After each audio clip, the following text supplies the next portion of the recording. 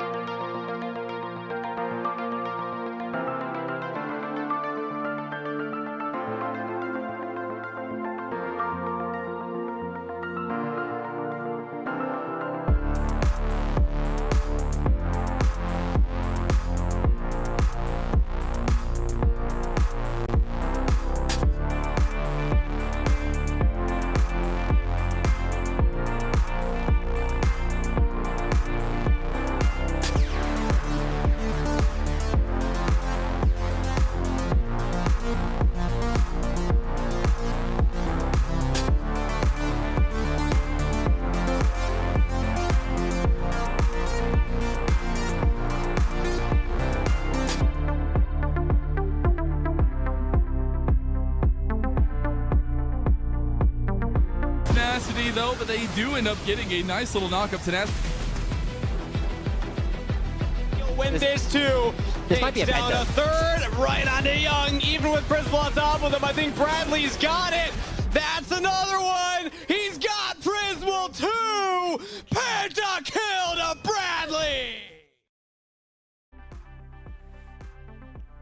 What's going on, everybody? Welcome to weekend number 2 of the NACL Open Qualifiers, where just this weekend we will be finding out 2 of the 3 teams promoting to the 2025 NACL. My name is Gordo. I'm joined on the broadcast today by Hawk. Hawk, how are you doing? So happy to be here with you. Gordo, I'm doing fantastic. You said it. 2 out of the 3 teams will be promoting to the NACL by this weekend's end, I suppose. And I mean, the road starts here. We are really getting into some of the best matchups that we have anywhere. Top 16 in the upper bracket. We're going to narrow it down to 2. Oh man, I love tier 3. I cannot wait to get started. Oh no, I cannot either. So we are going to be hanging out in the upper bracket all day today. But first things first, let's talk a little bit about what we got to see last week. Some absolute dominance from some of the favorite teams that we expected to move on forward. Teams like Near Airport and Tempest, but maybe not all of them. Another team that's been in that top 4 conversation, Citadel, dropping down to the lower bracket and now going to have to fight for the one spot that the lower bracket has access to. Exactly, a lot of discourse about the Citadel falling down, but as you mentioned, teams like Galaxy, Near Airport, Tempest all looking strong. We've also had strong showings from teams that weren't expected as well. Don't ban Viego up there in the top 16 right now. Apex Mission Impossible with a big win over Red Note, who has now been knocked out. Gordo, we've already said goodbye to 32 out of the 64 teams that started their journey towards the NACL, and now over the next 2 weekends, we got to narrow it down to that 3. And I mean, it's just incredible to me how many amazing players have signed up and already come and gone. Yeah, I mean, you know, when you got 64 teams, you got to start eliminating them pretty quickly. That's definitely what happened here. But yeah, let's go down what the OQs really have been. It's been one phase of a double elimination bracket. The whole competition has been best of 3 series and then best of 5 matches for the actual qualifiers. And every single one of them full fearless. No repeat champions a single time the whole way through. And the stakes could not be getting higher as we start to get into our top 16 here on the open bracket, and that's exactly where we're going to get started for our first match today. Yeah, first match, we're getting started with Gordo, 2 teams that I am so unbelievably excited about. In the top side of the bracket, Slated 6 against the Ducky Getters.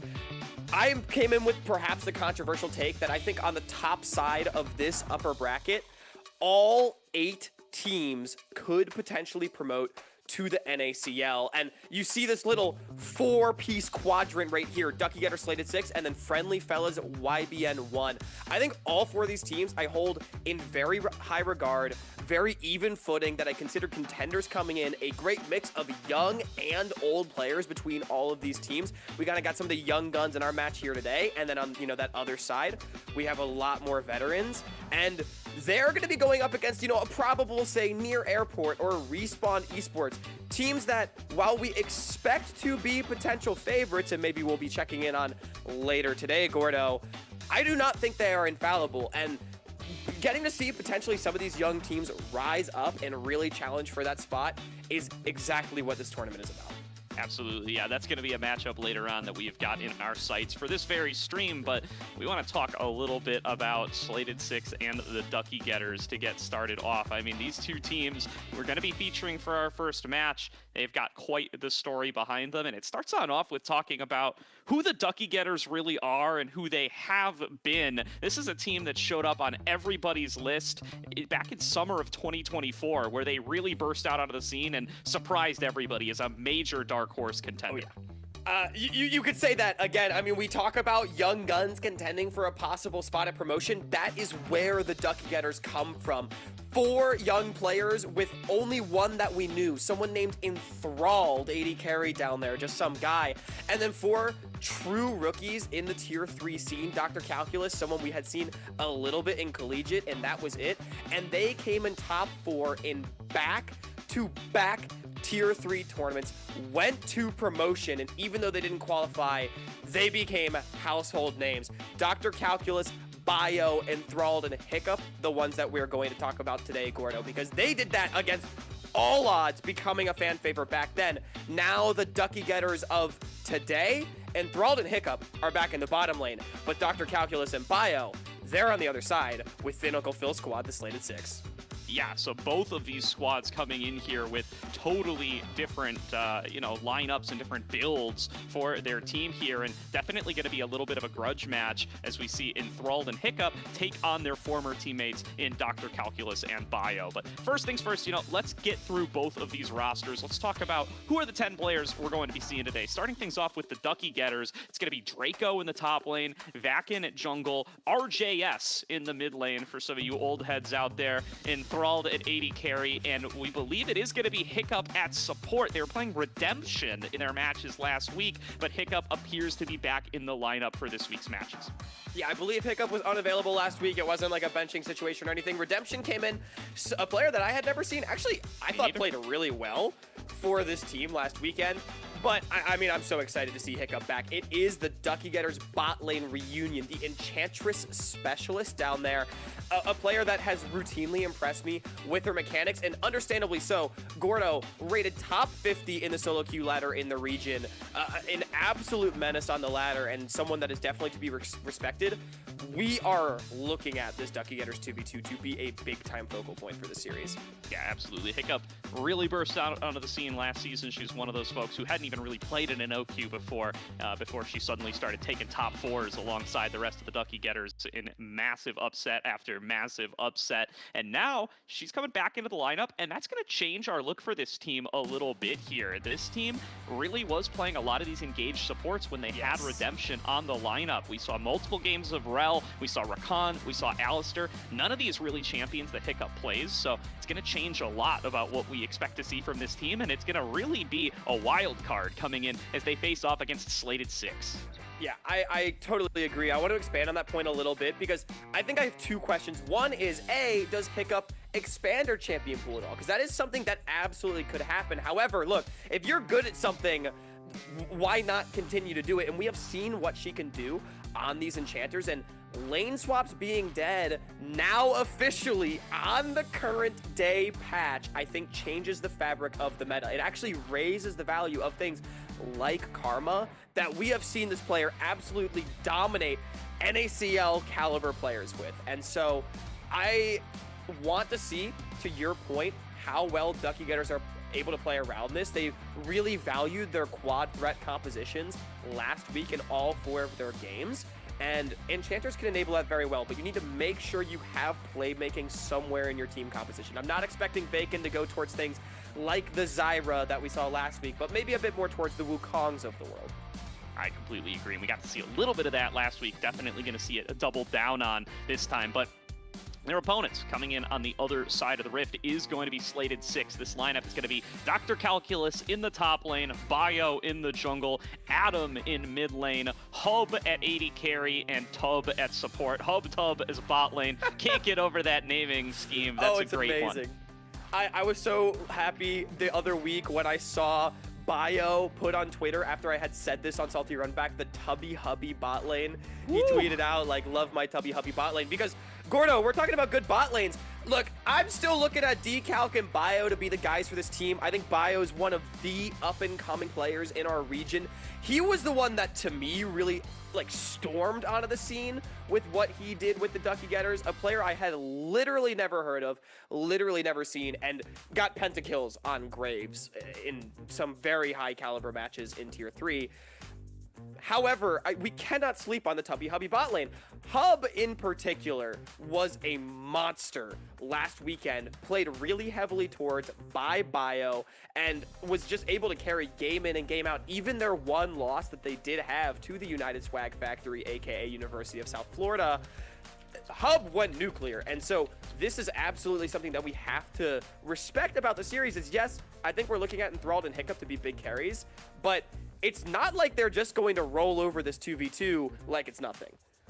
Yeah, it's really not. So instead, we're going to really have to see how these two teams are going to brawl it out in that area of the map, because, yeah, Bio's been going down there time after time, making some of those dives happen incredibly early on and really setting up Hub and Tub, specifically Hub, to be this big carry later on. Tub been all over the map, too, on some of these really heavy, aggressive, engaged supports, making influence happen all around. And this is just a real different approach that, you know, the two halves of the Ducky Getters former team have gone with here. The Ducky Getters, they find themselves with veterans all over the place. A lot of folks who used to be affiliated with the CLG organization. You know, Draco over on CLG Faith, RJS, a longtime CLG Academy player, and even more recent NACL player. Meanwhile, Slated 6, they've come on in. They got Hub, they got Tub, they got Adam. These are players who haven't really made deep runs before, but for those who are real tuned into the scene, for watching stuff like ACL, you can definitely see that these players have been really, really impressive and have deserved a shot on really strong teams like this. It definitely makes sense that they've made it to top 16 on the winner's side. And literally all 5 of these players on the Slated 6 side, I think, could be said to be up-and-comers. We already briefly mentioned it, but this is a squad coached by Thin Uncle Phil, coach for Blue Otters as well at the NACL level. Someone who has gained quite a bit of notoriety for their ability to develop up-and-coming talent. You think of names like Samikin and Levitate for all the ball knowers out there that have been killing it up at the Tier 2 level. And I mean, I think we're expecting Slated 6 to try and do the exact same thing. And we've been seeing it as well in their macro play. Slated, like, obviously they have individual talent across the board, but their game plan is strong. We talked about it. They like to go down to the bottom lane. We've even seen Dr. Calculus picking stuff like Scion and just completely sacking, going Bowson's Law all over the map, forcing fights like crazy, right? And it's worked out extremely well for this team. And it transitions itself into the mid game because not only do they usually get Hub ahead, but they also are so good about how they play around mid waves, how they play around vision on neutral objective setups. And that's something we're really going to be watching in this series. How well do these young players do this against their biggest test yet in the Ducky Getters? Because on the other side of the coin, something we've not really mentioned for Ducky Getters is that they have the ability to play side lanes. RJS likes some of the more aggressive picks like the Silas and Draco up there in the top lane. Gwen, Camille, split pushers have been what we've been seeing, and are Slated going to be able to deal with those kind of champions? Because if they're the team that we expect to play through mid in the middle stages of the game, it's Ducky Getters that are going to try to spread the map out and force odd numbers fights. Absolutely, and I love that you bring that up for the mid lane as well, because this is my chance to talk about Adam a little bit. I love to bring up my ACL guys when I get a chance, guys who haven't really gotten to debut too much on these Riot official events, but who have maybe made a bit of a splash elsewhere. RJS, like you said, big melee mid guy, big aggressive mid guy. He's played Silas in both of his series so far, but that's really how I think of Adam as well. He only really has one Yone game so far in this OQ, but that Yone is really what made him stand out on his previous team, Mirage Alliance Baguette, where he's kind of the successor to RJS in that way after Mirage ended up relegated. Their next appearance was with Adam. I think RJS wants to forget about that stint, maybe. I remember it, buddy. Sorry. So now it's on the stream. As now Adam coming on in. I think the most notable thing about him in his most recent stint of play was how good he was on these melee mids, especially compared to the competition around him. I think that Yone going to be a really big pick for him, and it would not shock me if we got some melee versus melee mid matchups today. And that makes something like the Sejuani so important in the jungle. Yeah, I mean, it was an important pick for Bio in that one game that you mentioned where the Yone came out, and I 100% agree with you. I think mid is actually going to be very contested between these players. RJS being the only NACL veteran that we actually have on either roster, like just straight up. And look, someone that, yeah, you can throw criticism like it wasn't a good look on Mirage Alliance last year. It happens, but this is still a guy that, like, I think most people look at and they're like, he's still tier 2, at least top of tier 3 caliber, right? And that's absolutely not something you can sleep on against this up-and-comer in Adam. It is absolutely something to watch out for, especially if mid does see volatility. I'm really curious to see which way it breaks, because if the expectation for me is that the side lanes slightly favor Ducky Getters in an individual level, it's really going to come down to team play and who's able to move their pieces around the board first. I definitely agree with that. I think there's been a difference in how these teams have approached the game, especially early on, right? Slated 6, regardless of what you think about Enthralled Hiccup up against Hub Tub as a 2-on-2, they will be laning 2-on-2, but I don't think there's going to be 2 people in that lane too often, or maybe 4 people in that lane. Bio has gone there every game. He wants to be in the bot lane. He wants to be setting up Hub and Tub for success. He wants to unlock Tub to move around and help him out his ganks. He wants to get Hub fed for his really rock solid and consistent performance in the team fights. So he will be there. He's going to make these dives happen, and they have utterly strangled their opponents out of the game through these repeated pressures towards the bot lane, game in and game out, to the point that it hasn't really mattered what Dr. Calculus is doing up there on the top side, and it has often not really mattered what Adam is doing in the mid lane. It's been all about how ahead Hub can get and how behind his opponent gets. Yeah, I mean, that's going to be the question. It will be interesting. Lane swap protection, right? Again, it doesn't only kill the lane swap, it also kills shenanigans, right? Things like, oh, bringing the mid laner down at level 3 maybe is not available anymore, right? I'm still definitely expecting fireworks to come out. I think at the end of the day, Gordo, this is going to be a close series. I think we're still a couple minutes from the draft. I mean, honestly, we don't have it like built into the show or anything, but I feel like we should do some predicting or something. Put our money where our mouth is. Let's do it. Because these are 2 teams that we have so much excitement about. It's worth noting as well, again, this is an upper bracket matchup, so whoever loses here is not out of the tournament, but for whoever wins, this is the halfway point in terms of qualifying for the NACL. You need to win 5 best of series to go all the way through the upper bracket. This is number 3 on that road, and what a step it would be for both of them. Gordo, I'll toss it over to you first. Slated 6 or Ducky Getters? I've got slated 6 here today. Here's my reasoning, right? We have got, and we're getting into the draft here too, which is excellent. Here's my reasoning, right? I think that slated 6 is a team that's going to want to play through the bot lane, like we've said time and time again. And I think Ducky Getters are going to look to try to set up Draco a little bit more. They're going to move towards him and his split pushers on the top side, especially when we look at how some of the performances have been from Dr. Calculus so far. I think he's been lacking a little bit in that laning phase compared to the expectations that he set for us last year. So if one team's going to be attacking top, the other team's going to be attacking bot, obviously one can be more successful than the other, but if you've been watching League of Legends for a long time, there's more champions in the bot lane. It's generally pretty good to be winning there, and generally just a little bit better when you're trading top for bot. Bot lane tends to come out on top. Yeah, I totally agree. I will say, though, if there's anyone that can carry the series from top lane, Draco has been so good so far this tournament. Reminder that the champions are getting locked in pick, or rather in role order, not necessarily the order that they were picked in the draft. So we can already see the top sides of the map fully locked in here. I think interesting thing that jumps out to me immediately, you talk about melee mids for Adam, it's the Ambessa into RJS's Jace with a Talia jungle for Vaken. We asked the questions like, where is the playmaking going to come from? Well, it's not going to come from this jungle role, and I will say, Vaken is the main shot caller for this team. It's a little surprising to see it come out, but I have to talk about this pick too. Vayne for Enthralled. I mean, come on, man. This is an Enthralled classic. I will say, we are getting confirmation here in the draft. It's actually not Hiccup playing. It is back to Redemption in the support position. Yeah, it is. So, you know, that comes with positives and negatives. We don't know what the situation is behind the scenes. It's unfortunate that we've been bamboozled, but, you know, what can you do? You don't know exactly how the things are going to break. But we definitely, while we were expecting Hiccup, and we've been talking about Hiccup the whole time, Redemption showed up really strong. I mean, he's got to be, as far as players we haven't seen before, he's the breakout star of this OQ so far. He's been so impressive as a player that Gordo, I feel like no that's just the of. Ducky Getters. It's just the Ducky Getters MO. No? True. Like, that's what they do. It's the magic. They prop up players that you have never seen before and that can pop off. So I think what this means, though, is we get to see playmaking coming from the support position. We get to see the tank support.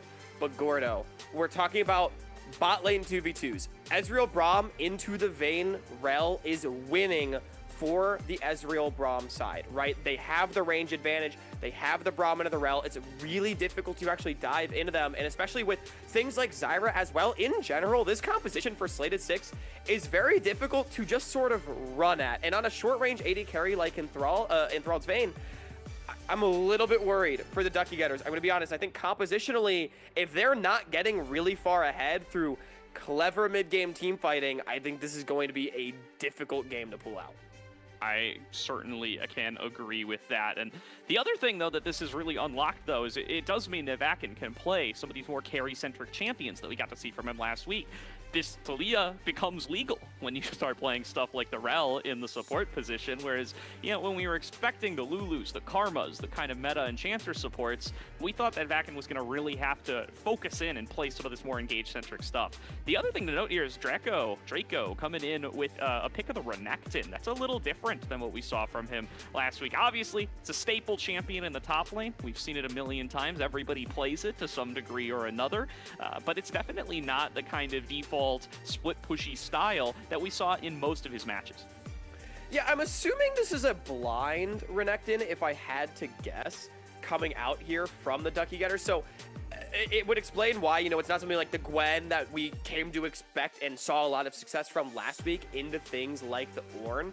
But I think the interesting thing is that Dr. Calculus went to the Ornn in the first place, because we didn't really mention it too much, but I think Calculus, it's fair to say, was the player that struggled the most, at least compared to expectation for Slated 6, and still generally played well. It was just the early laning was not as dominant as what we saw in 2024 summer, right?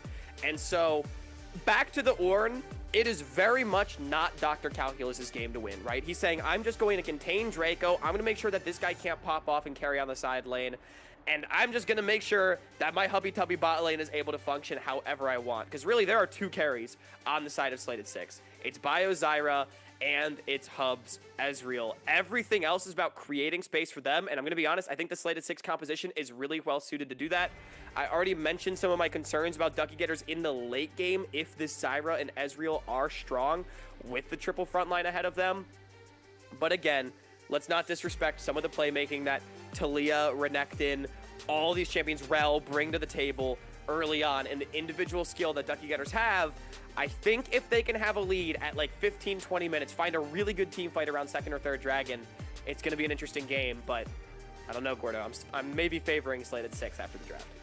Yeah, I definitely do in a vacuum. I think what's interesting about how this draft played out is if these were two teams, no names, no players, I don't know who's playing, it's two random challenger teams, I think my default assumption would be that Slated 6 wants to go through mid lane, right? You want to use this Zyra alongside this Ambessa, get the Ambessa rolling, move the Ambessa around the map, and try to play for that. But I know that this is Slated 6, and I've seen footage of Slated 6, so I anticipate them to go towards Ezreal Braum, even though that's such a safe lane by default. Well, Gordo, we are on to the Rift for the first game of the second weekend here in Tier 3. The largest tournament in the history of North America continues, and it is two fan favorite teams. The Ducky Getters on the blue side, Slated 6 on the red, and a potential spot for promotion up and available this weekend. Just 3 series to win. It all starts here. Absolutely does, Hawk. I am happy to be joining you on Summoner's Rift for game number 1. Ducky Getters taking on Slated 6. And it's looking like these two teams, they're not eager to get the action started early. No early invades or anything to be found. We may see a delayed one later on. The Enthralled Vein, though, going to be such a focus point here. You can shut it down so hard if you go to visit it. But you are Ezreal Braum, and you generally expect this lane to just kind of sit back and try to tank it out. Ooh, Adam taking some damage. Yeah, gonna be forced to flash there. Adam already off of that summoner spell, so RJS gonna get that early advantage, gonna get that health bar advantage as well. I mean, he's just gonna be able to really effectively zone him for the first couple of waves, but a stun lands in bot lane onto Redemption, who loses about 2/3 of their health. Yeah, really great punish right there from Slated 6. A lot of time committed by Enthralled and Redemption right there, and they're going to be forced off the wave. Wow, a flash engage from Tub, all in onto Redemption here. Hub and Tub want to get the kill 2-on-2, mano-y-mano, but it will be a successful disengage there. Enthralled able to fend them off on behalf of his support, but one person already recalling at 2 minutes, it's already Slated 6 off to the races. Yeah, and I got a big surprise for you, Gordo, but Junglers also moving down towards that side, both of them starting towards the top side of the map. I know this is what we were expecting, but still, it's going to feel very volatile very quickly with some missing summoners. Interestingly, it was actually only Tub that blew a summoner, but I mean, getting a health bar lead, getting the wave shoved under the tower, denying some CS, it feels pretty good for this 2v2. And Gordo, we talked at length about the 2 versus 2 at the start, and we were expecting Hiccup to be playing today. It ends up being Redemption, and I will say I did have some concerns about Redemption in the 2v2. I thought that was the weakest part of their game for the Ducky Getters, so I actually might be favoring the Tubby Hubby bot lane down here, not just as far as the champions that they're playing, but in how they've been able to play out the 2v2 in games past. Indeed, so that's going to be where we're really keeping our eyes open, and that missing flash from Tub, you got to believe that that's lighting up lights in Vaken's eyes. But a little look towards mid lane. Bio making good on the draft's promises, trying to show up here to help Adam. Does get some initial damage and forces the flash with those thorns. Really good move by Bio there. Going to get that summoner out of mid lane. Yeah, Vaken's going to have to come mid and help RJS push this one out. No flash on the Jace makes him such an easy target. So it's going to be a trade for topside crabs. Really well played by Bio, holding onto the root, getting that summoner out. But, I mean, again, RJS, this is a veteran player, not folding to easy pressure like that. Not at all. So, going to be RJS now down the summoner, just the same way that Adam is from that level 1. So no flashes on either of these melee mids. This is a ripe mid lane for the gankin, and Bio and Vaken both hovering around there right now, making good on that promise. Those grasping roots, had they landed, would have made a big difference. Adam looking here, Vaken already on the invade. Bio spots him. Vaken will be forced to back off through the ramp. Yeah, RJS was going for a reset when Vaken wanted to make a play towards those Raptors. I mean, good cancel by RJS to make sure his jungler doesn't get caught out, but at the end of the day, it's just a little bit of time spent for vision and not much else. Absolutely. So, we find ourselves now at a little bit of peace. Reset coming on through from Vaken. Going to move back out for his second clear of the jungle. Taking it on the top lane, so far Dr. Calculus looking plenty healthy. Did have to blow that TP to come on back in the lane, so it's going to be TP advantage for Draco at this stage. I'm really surprised to now see, after first jungle resets, as well as Adam taking that mid reset and TPing back, RJS waited an extra wave, so that'll be a bit of a desync summoner. I don't expect too much to come of it, but at least something to note is that RJS might have to overextend to push out this wave, and that could be something that Bio looks to punish if he wants to attack that lane. And Enthralled and Redemption showing that they do indeed want to reset here, but going to be stopped as they see Hub and Tub approaching. The fight might be breaking out, but it's got to be an immediate disengage from the Rel as soon as that Aftershock expires. The 2-on-2 power and a slight level advantage with Tub already being level 4. Going to be hit by Redemption as well, but this brawling with an early game vein, it's been Hub and Tub all day. And I will say, expectations for me with the Renekton in the top lane, Ducky Getters should be playing towards the Void Grubs, whereas with the winning 2v2, we'll be seeing Slated 6 get the early Dragons. But I've got to say, Gordo, I think this favors Slated pretty substantially as, wow, heavy trading in bottom lane. Hub doing a great job stepping forward, finding damage onto Enthralled. Yeah, really good stuff here. The stun going to connect. It's going to be Redemption being the tower focused down saved him again. And the turret just barely keeping him safe here as the W did latch on to that turret, protecting the Rel. Just the last bit of health that she has, but that's going to be a forced reset from Redemption for the second time in this laning phase. Slated 6 are just running the bot lane. Yeah, I mean, the greedy Vayne pick getting punished by that range advantage that we talked about. So well played by Hubby Tubby, and we talked about Slated should be the one on the Dragons, and Bio immediately capitalizing and picking that one up after the push. We might even see a dive. Enthralled is low, has both summoners with Rel on the way. This is the Slated 6 classic we were waiting for. The early game bot dives. Bio leads the charge, picks up first blood with the Strangle Thorns, and Slated 6 are on the board. And that's so big for Slated 6 because not only do they put Enthralled behind, they're going to be able to deny a ton of minions, get tower plates, but it's Bio that picks up the kill. And we mentioned how difficult this Zyra will be to deal with in the later stages against a more short-range, dive-oriented composition for the Ducky Getters. Slated 6 in a really great position in this game so far. Great start for Slated 6. They're on their way towards those feats of strength. They've got an even greater advantage in their bottom lane. The gold was given over to Bio, but it's not a bad place to put it at all when you're scaling on up with Zyra in the jungle, going to be their major source of magic damage as this game goes forward. So plenty happy with this result, to be sure. Seen a little bit of an exchange of blows in the top lane where it does look like Draco is starting to pull ahead in CS. It's somewhat to be expected, but maybe not by this degree. Yeah, I mean, the Renekton always going to get a handle on the Ornn, especially as you start getting items coming through. The Black Cleaver will really tilt the matchup. That's what I'm assuming Draco is going towards as a rush. But, I mean, calculus, look, at the end of the day, you're just trying to scale up. And with your bottom lane and jungle winning the way that they are, again, I think Slated completely happy with their game state as long as Decal can just lose slowly. A weak side king, if you will, for him. As level 6 hit by the Braum may be an all-in angle, but I don't think they're going to take it. Not pulling the trigger yet. We do stand our weak side kings. Well, keeping an eye on calculus, but let's check out that early dive again and see just how locked down Enthralled got the burst damage from the ultimate. I mean, not much to check out, really. Vayne has the cleanse, as you would expect against Braum, which means no heal, no barrier, no EHP whatsoever. He's just going to get one shot by all the damage. It was just a good timer from Slated 6, understanding that Vacant likely wants to trade the Dragon for the Void Grubs, right? So Jungler's not on that side, support had been forced away, and it was just a bad situation for the Ducky Getters. And a point that I sort of started but didn't really get to finish, Gordo, is I think, God, more trading. Hub and Tub, man, look at them.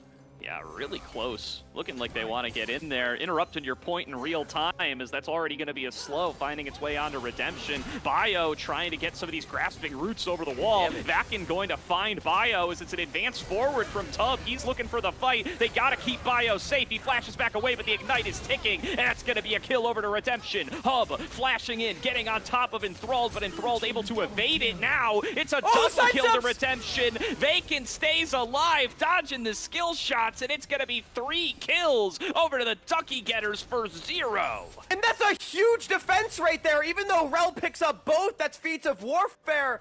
And it's Enthralled and Redemption staying alive. The sidesteps on the Vayne. This is why we love Enthralled Vayne, as the confidence in target selection right here to ignore the Braum and go straight for the Xayah. The Ignite burning down after one last auto found its way through. And just look at this positioning and kiting by everybody. Hub is trying to deal all the damage that he can, but everyone gets low. Nobody gets tagged up. I mean, I'm pretty sure Enthralled dies to the last cube and gets hit by it. Yeah, it very well could have been the trade back, but Hub gets no such luck. And that's going to be the advantage going back on over to the Ducky Getters bot lane. None of the kills picked up for Enthralled, where maybe they would have liked them, but they're still going to be plenty happy to reap the rewards of 3 assists gold and that feat of warfare that goes over as they just pick up 3 kills out of nowhere. And again, critically, it's just so much lost for Slated 6. A huge sellout play, one that doesn't work out. And I will say, it's plays like that. I talk about individual skill for both of these teams. And look, Slated 6 has some great players on their side, but I do think if you're looking at pound-for-pound mechanics, Enthralled is probably the strongest player in this game. This guy's got good clicks, especially in those disorganized fights. And that's something we're definitely going to have to look out for over the course of this series, is how much that plays as a factor. Swap up for the Grubs, though, from both teams. It's second spawn. Slated 6 are going to want to prevent those 6 going over, but, I mean, Ducky Getters, I think they're just going to pick them up, at least one. Already on the first one, but it does look like it's going to be a contest. The second one will fall, but Bio can contest with the smite for the third. It's going to be called a Forge God thrown down by Dr. Calculus, trying to get this fight started. True Shot Barrage knocks down the side of Redemption just a little bit, but no engage to be found here for Slated 6. They're going to walk away with 1 grub and plenty of plates going into Draco's pocket. Yeah, really great rotation right there from the Ducky Getters. They're simply first into the river. Vacant doing a great job of controlling that area, and as soon as the TP comes out from Decal, they say, wait a minute, guys, we don't have to fight this at all. We're at a health bar disadvantage. They can simply walk away and take their gold. Now up nearly 2,000, and Slated 6, they want the dragon, but Ducky Getters is around. Definitely are, and now looking to maybe get this engage onto Hub to the sky is going to force out a shift from Hub to make sure that he can keep himself safe.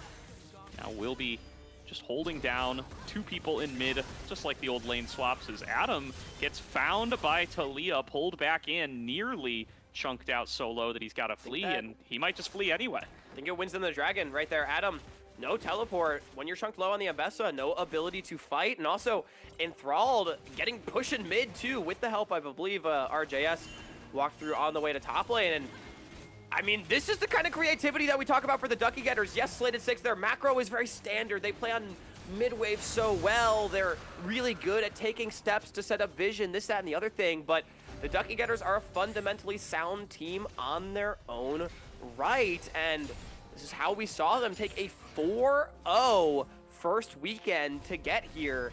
Was just clean plays to slowly build up an advantage. And Gordo, to take stock now, 13 minutes into the game, I said I need to see the Ducky Getters be ahead. They currently are. The question will be, how can they grow their lead before we hit late game? That will be what we're on the lookout for, and I think a big impact of how this bot lane has played out isn't just that Hub isn't as ahead as he'd like to be and as he generally has been in the slated 6 games we've seen so far, but it's also that Enthralled's not that behind. Enthralled's down nearly 30 CS. I'm not going to act like he's neck and neck, but getting the Vayne out of the laning phase down 1 death and a couple waves of CS, going to get even a little bit better here as they start to funnel more CS. It could absolutely be worse. It looked like it was going to be worse. I think that's the key. And Enthralled is going to be a monster if he's able to actually scale up. It looked like it was going to be a problem after the first dive, right? But then they had the huge defense, and he was able to kind of come back into it. But, Gordo, I think we're going to see a fight around the Rift Herald. I don't know, 4 people in topside river, what do you think? Could be possible. Could be possible.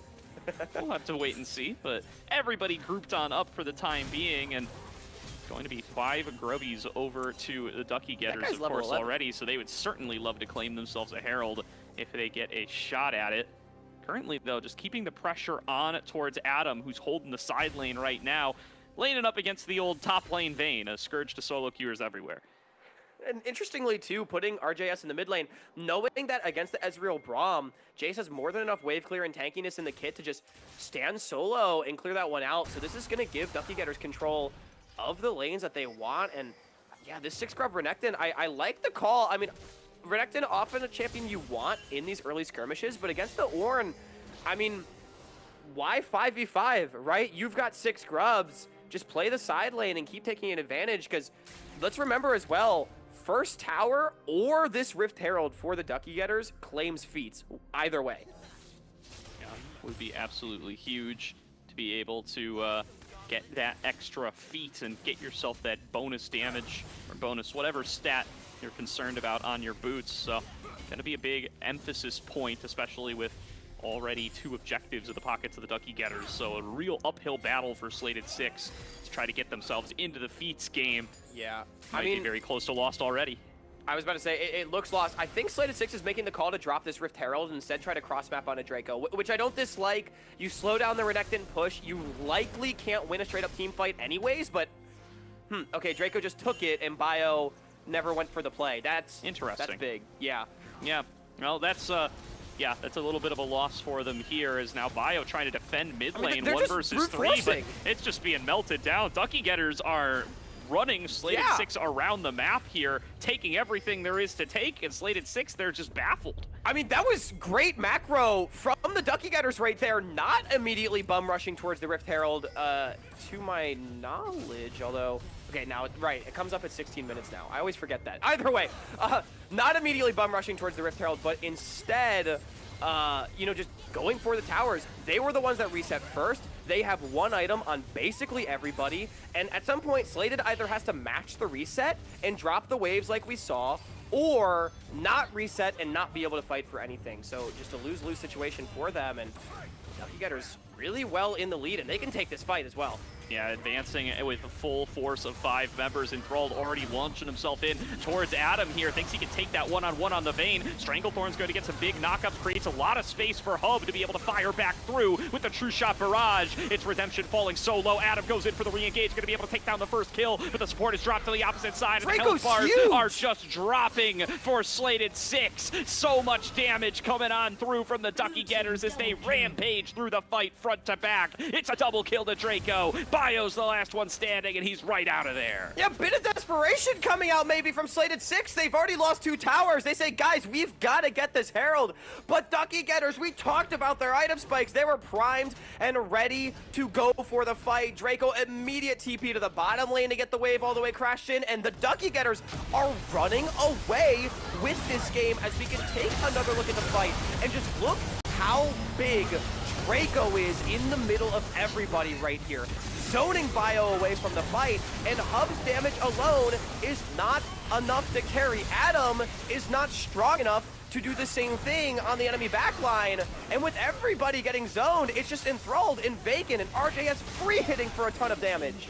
Yeah, it's fantastic frontlining from Draco on the Renekton, showing why we were so excited about him in the laning phase and beyond, and now showing up to these team fights, making a massive difference, more frontline power than Adam or Calculus can offer for their side, and that's going to be a second dragon. That's going to be, they already got the feats, but it's going to be the feats even more so as they get themselves 3 objectives. And I mean, Doomsday Bell's sirening right now. If you are a Slated 6 fan in this game 1, an amazing scaling composition, but you cannot underestimate the prowess of these Ducky Getters players and their creativity in picking mid-game fights. They find themselves now at almost a 5,000 gold lead at 18. We asked the question a few minutes ago, Gordo, how would they extend that lead? And they've been doing it. However, Vacan's getting picked. Here's a comeback attempt. Tub gets a big pick onto Vakin, and that will set up for Hub to be fed the shutdown right into his waiting maw. Nicely played by them, and that will put this Ezreal in a stronger position. That's got to be the point of emphasis now. You're not going to snowball this game away with your Zyra and Ambessa. You're going to need Hub to be the big carry that he's been all tournament long. And as you said, we've seen Hub do it, so it is absolutely still possible.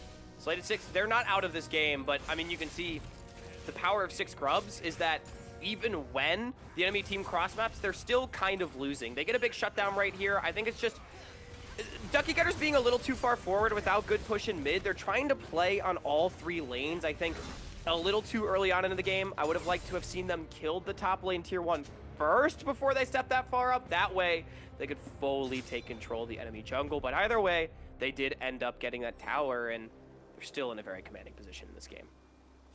A commanding position to be certain. It's 4K gold lead in the side of the Ducky Getters. Objective bounties are online. Slated 6 need all the help that they can get.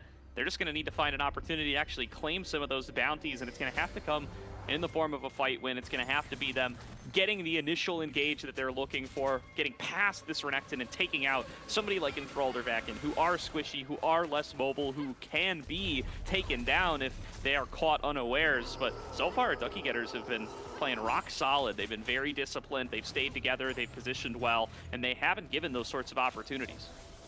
I will say, Otacon on the map, and we talk about Hub being that carry. 2 item spike on Ezreal. That's a big one to come through. We've also got Adam hitting that point. Obviously, Ducky Getters have 2 items on basically everybody except for Enthralled being a bit behind the curve again, but yeah, I mean, those are spikes that you can look to play around, and honestly, in terms of the items, I don't think Slated is that far behind. The bigger problem is the champions, right? Because this is the strongest point in the game for a lot of members on the Ducky Getters. And actually, they're just right on towards the Otacon. They know it. You don't usually see teams just rip it like this, but I mean, they basically can after getting all these waves pushed up. They sure can. Slated 6, they got to scramble to get into position to get over here and to be able to contest. Look at Enthralled just launching himself in with the Rift Herald. Pops the ultimate, gets right in there, and here's the engage. It's going to be knocking back multiple members from Tub, but they are just melting them all. It's Renekton plus Vayne tearing through these health bars. Enthralled plays frontline Vayne and completely demolishes the fight for the Ducky Getters. What did Enthralled just do? He just solo engaged with the Rift Herald. That was the craziest tech I've ever seen in my life, Gordo. That's a clean ace. 21 minutes into the game, 6 grubs. There's no way they can end. Surely they just get the tower and back off for Otacon. Okay, all right, all right. I mean, look, Ducky Getters, they won 3 out of their 4 games in about this amount of time last week, and we can see why. As Enthralled is a psycho for this, by the way. I have never seen this in my entire life. taking the Herald. I thought this was a Rift Herald driving school moment, Gordo, if you remember that from last year, but dashes back into the Herald to then insane. re-engage with a double knock-up, and Draco and Redemption perfectly timed on the flank. Have you ever seen that before? Never once. I thought he had a Guardian Angel or something, or some kind of... I thought Stopwatch came back for a moment there, Hawk. How is he invulnerable? What happened? He jumps back into the Herald to stay alive, and he's able to use that timing to just set up the fight for the rest of the team. That's nuts from Enthralled. Enthralled has a larger mind than I do. That's all I can say, man. Like, that was... I have never seen something like that in my life, and that has blown this game. If it wasn't already blown wide open, I think the Ducky Getters are in a completely winning position. All they have to do is close it out cleanly, and that's something that this team did very effectively in their week 1. Yeah, I mean, you're starting to think about game number 2 if you're slated 6 after Enthralled does that to you. So now the Vayne is stronger than ever. Got the Goonsu's completed, going to be 2 items strong, looking on a third. Draco at risk of getting collapsed on here by Bio and Tub, but even if he does, who cares? Yeah, like, he has Flash. All you have to do is flash on Bio's head. You're 2 levels up over the Zyra, and I think it's legitimately losing for slated 6. Yes, they're just trying to look for a cross map, right? Because there's no way in hell you're fighting for this dragon right now when you're seeing almost 3 items for everybody on the side of Ducky Getters, but I mean, they are so far behind right now. In this Renekton, 3-0-3 for Draco is a monster in this side, and they know they can't go too far forward here. Yeah, definitely. Big playmaker in that earlier fight sets them up to get into this position, and it's just every department coming up Ducky Getters. They have more objectives. They're really close to the soul. They've got all of this turret damage from the grubbies they secured earlier on. They have full control over the map. They've got vision every which way. There's nowhere safe for Slated 6 to stand. They're all pigeonholed back inside of their base, while Ducky Getters, they just take a clean approach across the map to sweep the rest of the turrets away. And I'm going to say, Gordo, we expected the advantage. Oh, hold on. Dr. Calculus, he can break through, remember? He can, and he might just have to, although he's going to wait on the other side. Finds the knock-up onto Draco. The rest of the team coming to try to back him up, but, and again, Ducky Getters, they just get to walk away. Wow. Good restraint from the Ducky Getters. I thought they maybe could go for Dr. Calculus. It's only a level 13 Ornn, but they end up just taking their advantage. Now having knocked down 7 towers at 24 minutes. They are 10,000 gold in the lead. And I've got to say, Gordo, if we're thinking about game number 2, we thought the advantage for Slated 6 would be their mid-game macro and how they were able to help Tub and Hub push out mid waves and then play on vision towards the sides of the river. And I'm going to be honest, with their 6 grubs, the Ducky Getters have completely outplayed Slated in their wave setups. And if that's an advantage we thought Slated 6 would have, that is a big concern moving forward in the series. And look, obviously, everything looks good when you're ahead, but this team right now is waffling a bit in this first game. I think the opportunity to even play that mid-game style never presented itself here for Slated 6. They fell too far behind after botching that earlier play in the bottom lane and then failing the fight up on the top river. They just lost out too heavily in several engagements in a row and never even really had the opportunity to try to play through mid-wave the way that you talked about and the way that we've highlighted. That's been such a big success story for them. Yeah, I mean, we'll see if they can pull out a miracle, but wow, this game 1 has been all the Ducky Getters doing what this team has done best, Gordo, and maybe surprising everyone. I wouldn't say a win for the Ducky Getters here would be a surprise. In fact, I never gave my prediction, and I know it looks real rich coming from me now, 25 minutes into the game 1 that they're dominating, but I do think I had Ducky Getters slightly favored due to that individual skill. And You don't say. But regardless, my point is, I mean, I don't think I expected them to win in this fashion, Gordo, Sure. and that is, again, what this brand does best. Continually surprise people, continue to be a fan favorite, and reach heights that no one maybe thought they would reach. Definitely, and you know, we attributed some degree of it to how easy their opposition has been, right? Ducky Getters come in as the 4th seed. That gives them some real weak opponents, especially in the first couple of rounds, to beat up on and pad those stats. They come into this game with some real crazy stats, right? Draco leads the tournament in kills a game at 10. RJS is at 1.5 deaths per game. These guys have been able to just play so strongly in their solo lanes and be so dominant that feels like winning was an inevitability regardless of playstyle differences, but they're keeping it up here, up against Slated 6, a much, much tougher opponent. And it's interesting, too, because Slated had pretty tough opponents to start the tournament. We talked about USF already, and then also Third Party, a team that is still playing in the tournament right now, right? A very good team.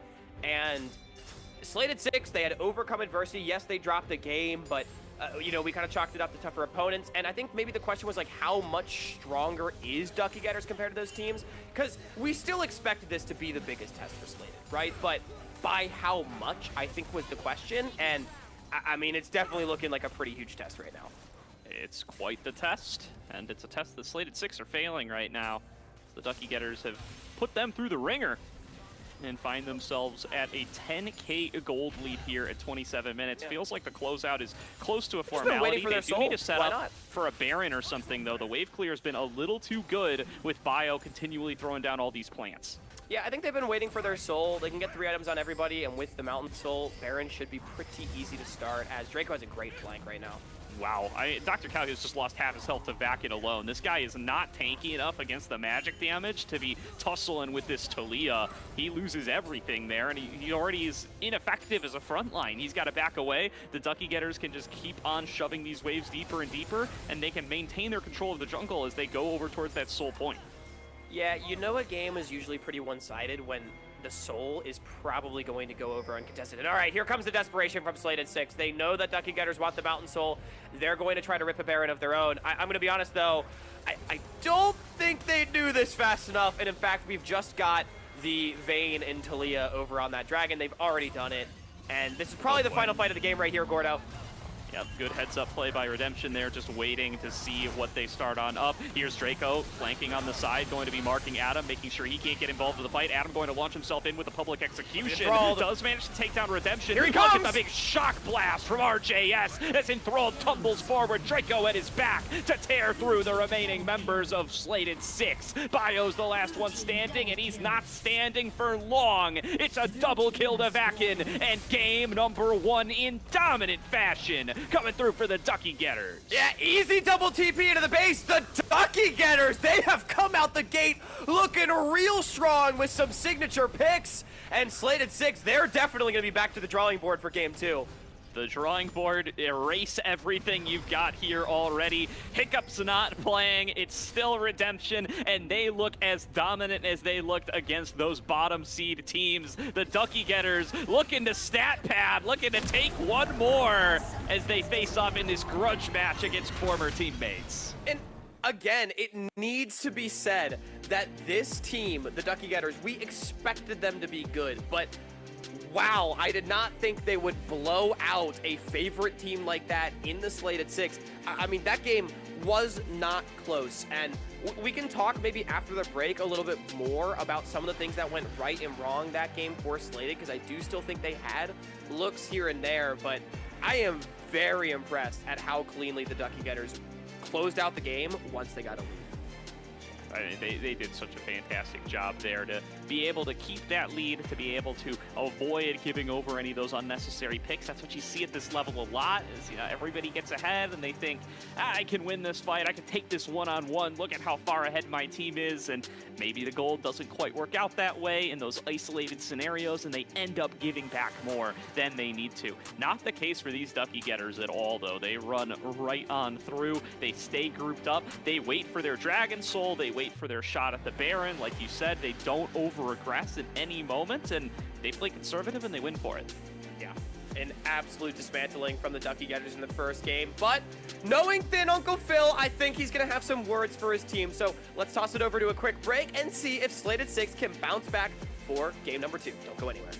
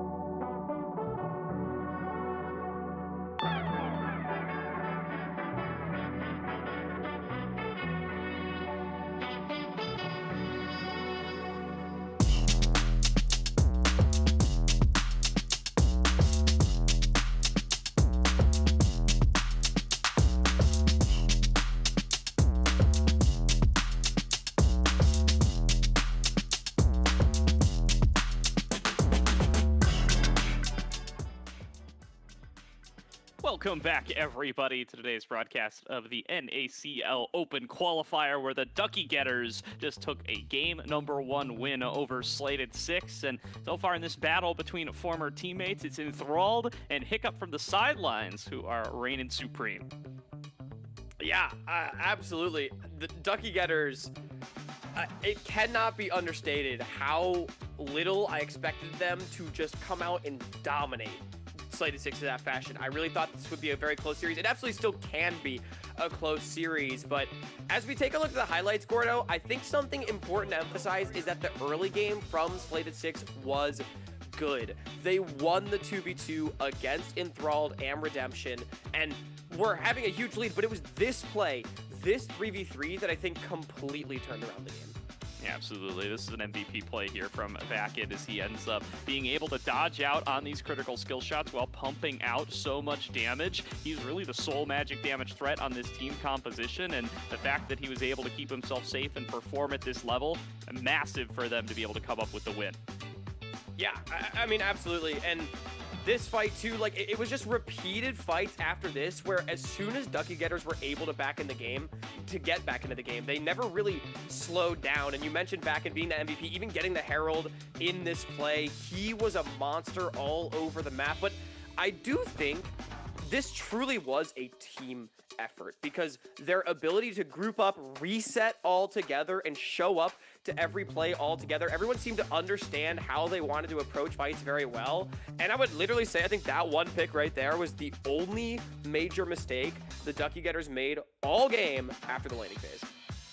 Yeah, I would definitely agree here, and I mean, we got to look at this Enthralled Rift Herald play again. This is insane. I've never seen this happen before. He gets back into the Rift Herald to prevent himself from taking more damage, gets a double knock-up, sets up for his support to come in with the Magnet Storm. Enthralled does it all there. Enthralled just played hard engage Vayne. That was legitimately one of the most ridiculous plays I've ever seen, because also, it's worth noting too, he totally baited the wild growth out of the Zyra. Like, that's one of the most key damage-dealing ultimates that just got taken away, and Hub all of a sudden was forced to kite away. And in all the fights, it was as soon as either Bio or Hub dropped, it just completely fell apart for Slated 6 with their composition. Even with triple frontline, they were having huge issues keeping everybody safe. And I think looking ahead now, Gordo, it's how can they have a similar early game to get the hubby-tubby bot lane moving, but this time convert that into a real mid-game advantage. Because they did step 1 last game, but step 2 did not happen. It was well prevented by the Ducks. I think if Hub and Tub are able to activate the rest of that Slated 6 game plan, or rather maybe the rest of Slated 6 is able to activate the Hub and Tub game plan, I'm expecting a closer game.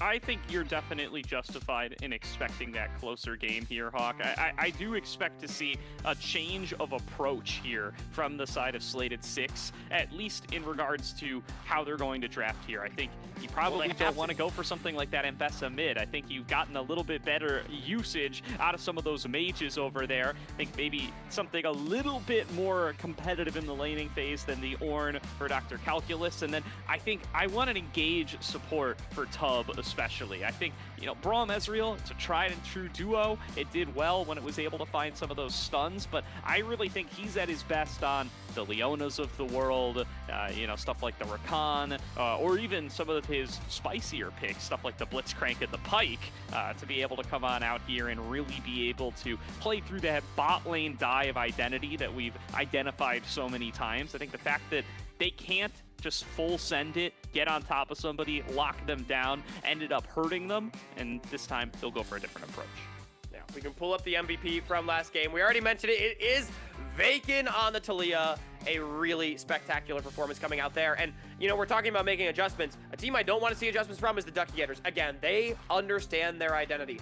4 threats and a tank support for Redemption. That's what they have done in all 5 of their games so far. They're undefeated with the strategy, and they haven't really looked tested with this strategy yet. And I think, I mean, hey, if it ain't broke, don't fix it. This is definitely the biggest carry-oriented champion that we've seen from Vaken so far in this tournament, and it really was an electric performance. But in regards to what you said, Gordo, I'm in definite agreement. I think I want to see an engaged support, a playmaker for Tub, and I want to see Adam on something I think just a little bit more consistent.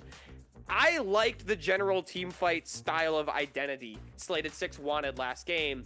Let's simplify that even more for game 2.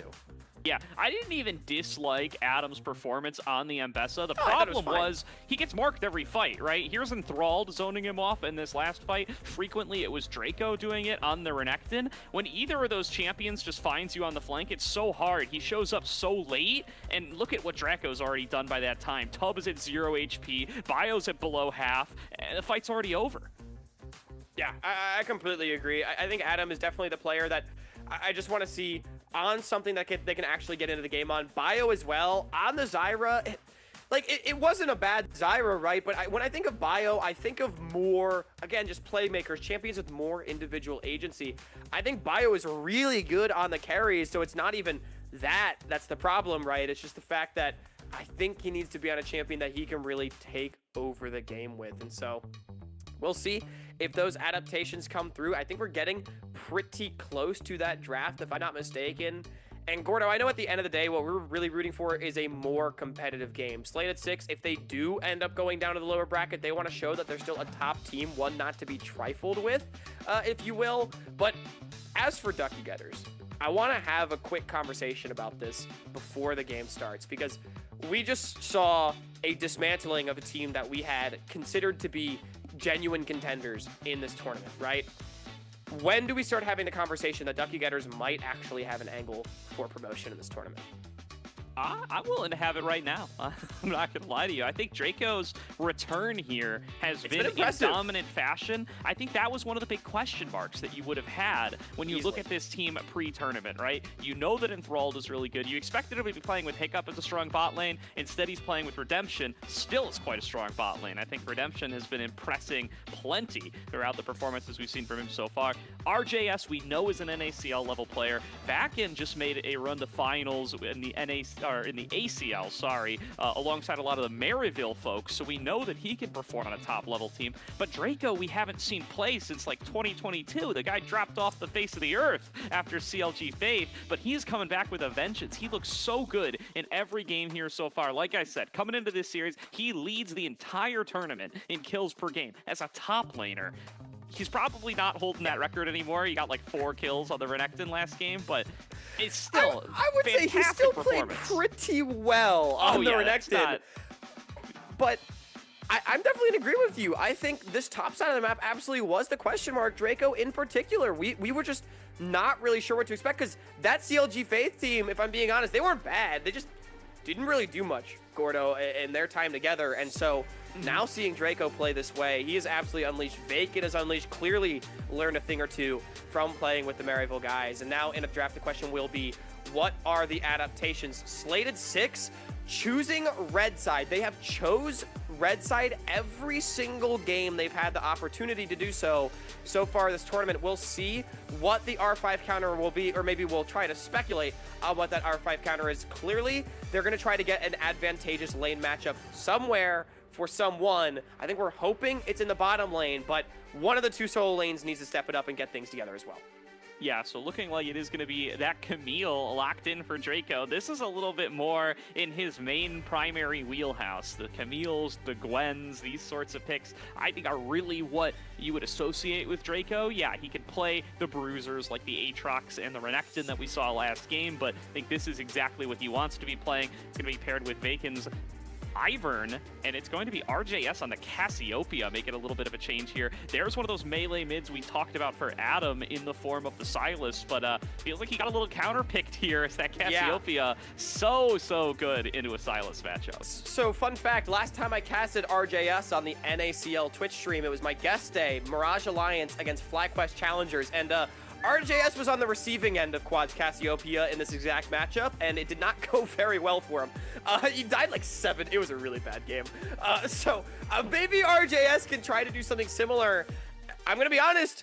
I'm looking at these solo lane matchups here, Gordo, and we were asking for one of them to maybe help get some sort of early game advantage, so it wasn't all about the bottom lane for Slated, and I'm not really seeing it. It's another tank for Decalc. He's done some demonic things on the Scion so far in this tournament, some real shenanigans at level 1. Those are going to be less applicable with the lane swap changes. And I mean, Adam is just straight up on the wrong end of this matchup. It's a really hard one to play out. I'm a bit worried right now. We're Slated. Yeah, so we've been sent an image of the pick ban order. We can see that the Cassiopeia was a pick into the Sylas, as we would expect. Slated 6, they saved their last pick for top lane, and they end up going for this Scion. So they decide, hey, we're not going to try to brawl with this Camille one-on-one. And that does mean, by the way, that Draco blind picked this Camille, called Calculus's bluff a little bit here, and Calculus comes out and says, you know what? I'm going to play the Scion. I need to be a frontline for my team. I'm going to play on the weaker side. Hub and Tub, Ashe, Blitzcrank. Let's go, baby. It's all about these two. Yeah, second blitz of the tournament now for Tub into that Ivern with the Cassiopeia as well. I think it's a pretty good blitz pick, but look, we're getting our wish. Tub on a playmaker, right? That's one of the wishes we had. I'm going to be honest, I think it is a draft gap. I think Ducky Getters is completely winning. I think Cassiopeia, Corki with the Ivern and a frontlining support, I don't see how you get through this if you're Slated 6 with a Sylas that's likely to be very far behind after the early game.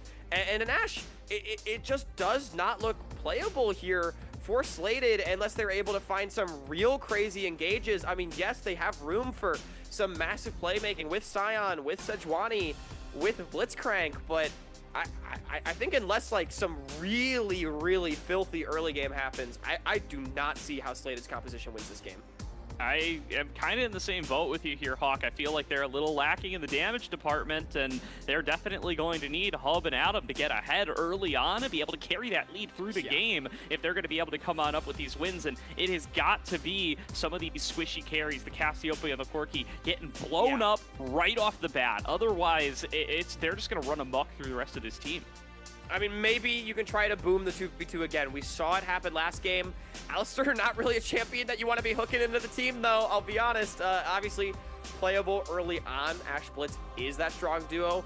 I think the biggest thing for me we saw Slated attempt it last game with one move from Bio, got RJS's flash. Can they successfully attack mid lane?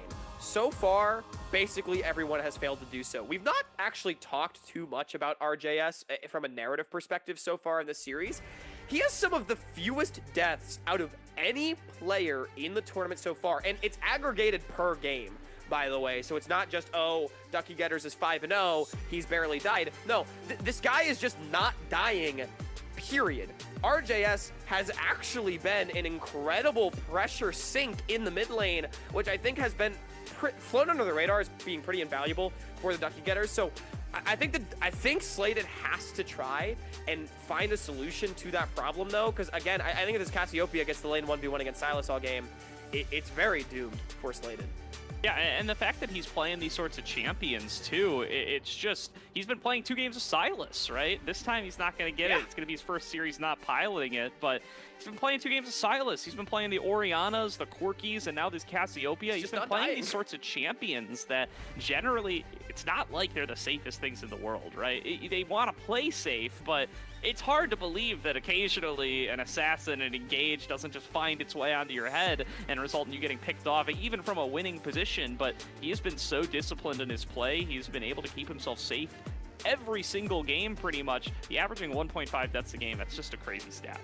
Yeah, it's really impressive stuff. Again, we can throw a lot of criticism all you want towards RJS's performance last time he was in the NACL, but the bottom line is this is still like, we have high expectations for a player like RJS, and if he fails to meet them, we might look more sour upon it, but his floor is where a lot of the player in this tournament's ceilings are, right? And that's really important to emphasize, and we're definitely seeing that on full display as RJS. He's been having a great tournament so far. I think he's the X factor in this game for the Ducky Getters, and I'm looking at Tub on the other side. What can you show me on this Blitzcrank? Because I need to see some insane stuff in the early game from Slated 6 if they're going to turn this series around. 100% Hawk. Tub on the Blitzcrank. What can you show us in this early game? What can you do to pull Slated 6 back into this series? Otherwise, it is going to be wrapped up in short order, and it is going to be Ducky Getters moving on along on to Summoner's Rift. Game number 2. Ducky Getters staying on the blue side. Slated 6 moving to the red. So, I will say, lane swaps are dead, Gordo. However, lane swap protection does not exist in the bottom lane, and something Slated 6 did in, I believe, their series against Third Party. They actually had Dr. Calculus double jungle with Bio in the enemy bottom side red quadrant and then dive bot lane at level 2. Yeah, I don't know if that's the angle right here for Slated, as in, okay, Calculus, he's just walking top lane, but that is just something like, if we're talking about needing to pull off shenanigans to get a lead for Slated 6, I'm curious how they'll utilize the Scion to potentially help that game plan. This invade is fully face up, by the way. Everybody showed on that ward up by the mid-ramp that was placed down there by Vertical RJS. jungling is really good for Bio here, though. It isolates the Ducky Getters bottom lane and gives an avenue to be able to attack. Scion more than happy to be on the receiving end of Vacant on the top side of the map, and Ivern doesn't really like being invaded that much either. He's really good at stealing away one camp in trade with the Ivern funny passive smite combo, right? But he actually can struggle to return to the enemy jungle quadrant to actually take all 3 camps in a situation like this. Yeah, he really can, so we'll see what the call is going to be here as we check out the tri-lane setup. Hub and Tub already trying to zone off their opposition from some of this CS as they crash in another wave. We saw starting right at level 1, Tub was already starting to fish around for those hooks. There's another one, this time with a level advantage. It's going to be a flash forced out of Redemption in the 2-on-2. I mean, laning struggles continuing for Redemption. That's what you want to see if you're a Slated 6 fan. Good stuff already, and here comes the dive. Dio coming on in here, trying to make the first blood happen. Tub going to be tanking aggro earlier on. He's the one who goes down for first blood. Bio is forced to retreat. It's a 1-for-1. The first blood did, in fact, go on over, but that doesn't really make a difference in 2025 now, does it? Yeah, I mean, it doesn't make too much of a difference, but it's still such a good play for Ducky Getters because it's Enthralled, that's the one that survives, and he gets the kill. So it just ends up being a trade 1-for-1 with both ADCs picking one up, but it's a lot of time committed by Bio, only just now getting to his blue side quadrant. So Ducky Getters, I think they actually come out ahead in this one, Gordo. Think they do as well. Enthralled getting that early kill. Fantastic for him. Means he's not falling behind Hub. And Tub took just a little too much aggro for too long. And it took them a little too long to get the kill. Here comes Redemption making his way back towards the bottom lane. Tub looking to see if he can get a fight started again. It's going to be a hook coming towards Enthralled. Doesn't hold it. Doesn't throw it, rather. Now sends it in on towards Redemption. Going to at least pop that aftershock to get a little poke. So this is still good stuff from Slated 6. Wave, after the crash, going to bounce away from Enthralled, and this is the power of the vertical jungle. No Ivern on their side to help bail them out.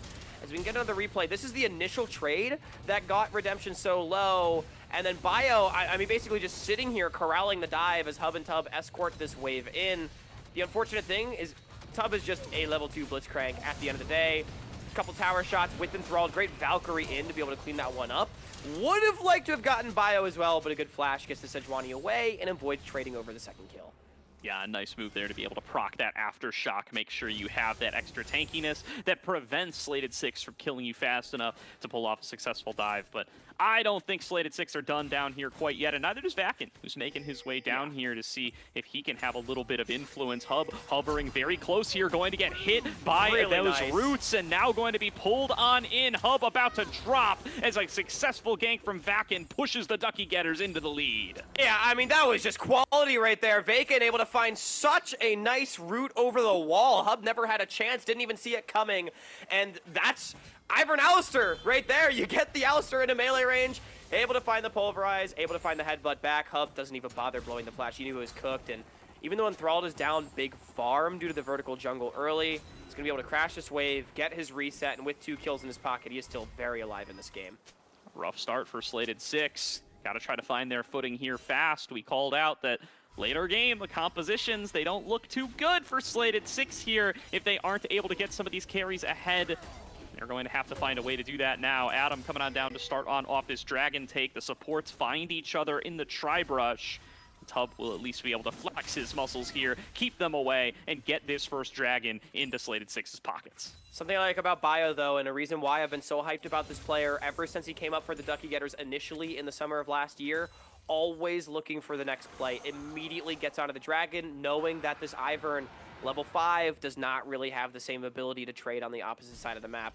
Ultimately, I think Ducky Getters will be able to get the grubs just because of the push that they have in their solo lanes, but I mean, that's just a good neutral objective take. It's still making sure Slated 6 always finding something on the back end. Yep, Vakin getting a little invade going for himself here, steals away those Raptors from Bio and going to race him up towards that next camp. And yeah, like you said, Bio low from the time doing the Dragon. Tub with a nice hook, though, going to look to start off this 2-on-2 kill. It's going to be going over to Hub first and foremost, but Enthralled is so strong on this Corki, going to force a flashback out of Hub. Meanwhile, Vakin winning a 1-on-1 with his opposing jungler. Bio will drop down. It's a solo kill to the tree. That's a feat. Gordo, have you ever seen an Ivern take a solo kill in your life?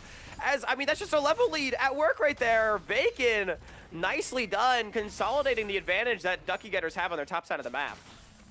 Really nicely done by the Ducky Getters, and yeah, I mean, you called out that Vakin was going to be able to come in here and get these grubs no problem.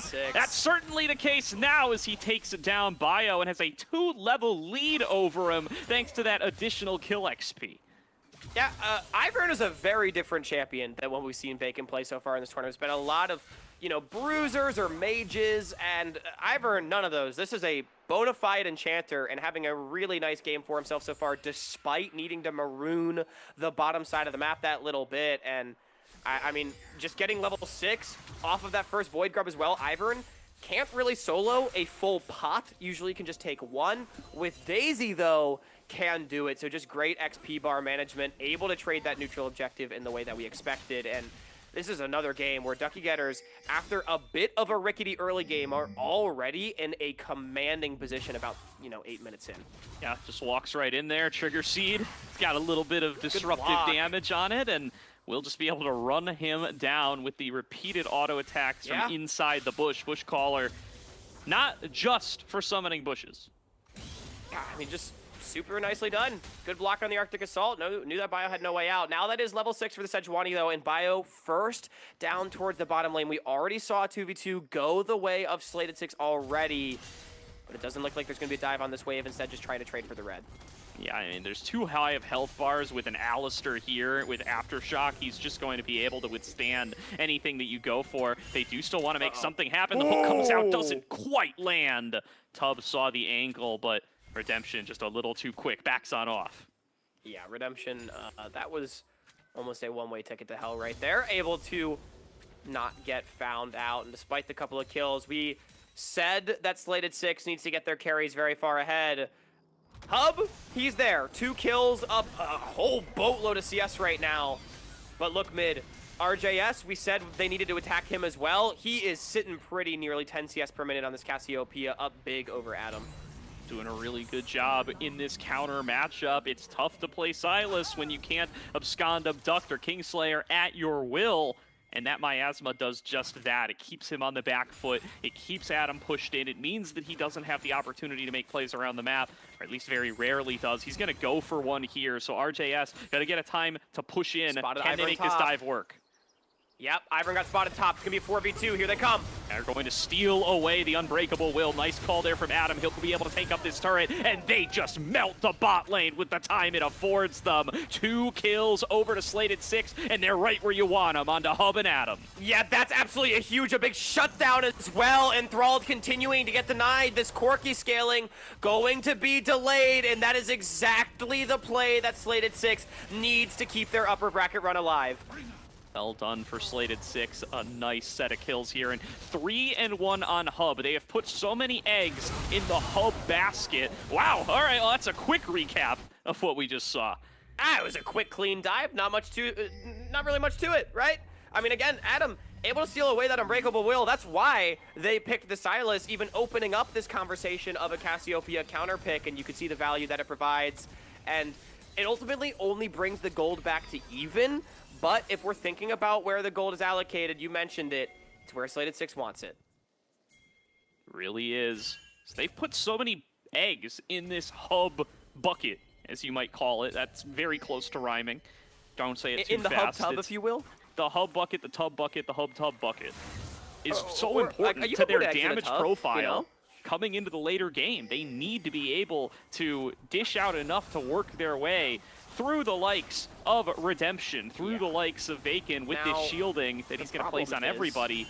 Let's see if they're going to be able to do it here with this early advantage. No item completed yet, but still a nice BF sword to pump up those numbers. Adam launching himself in. They're going to try to focus on a Redemption first. The Aftershock and the shielding doing so much work, though he's still above half HP. Meanwhile, Tubb is just getting focused down. A nice big stun comes on across from a stolen ultimate from the Cassiopeia. Calculus comes into the backside, trying to find ways to pump out the damage, but RJS continues to rain through the Twin Fangs, and a triple kill is secured for Enthrall. The Quadra's denied by his mid laner, but Ducky Getters clean house in the bottom river. How is it possible that the Ducky Getters are this clean? They put so many resources into keeping Enthralled down, and yet he carries the fight anyway, as it's the Ducky Getters coming up massive. First item spice completed by Ivern, by Cassiopeia, so they feel the confidence to take this fight. Not only that, critical ultimates missing still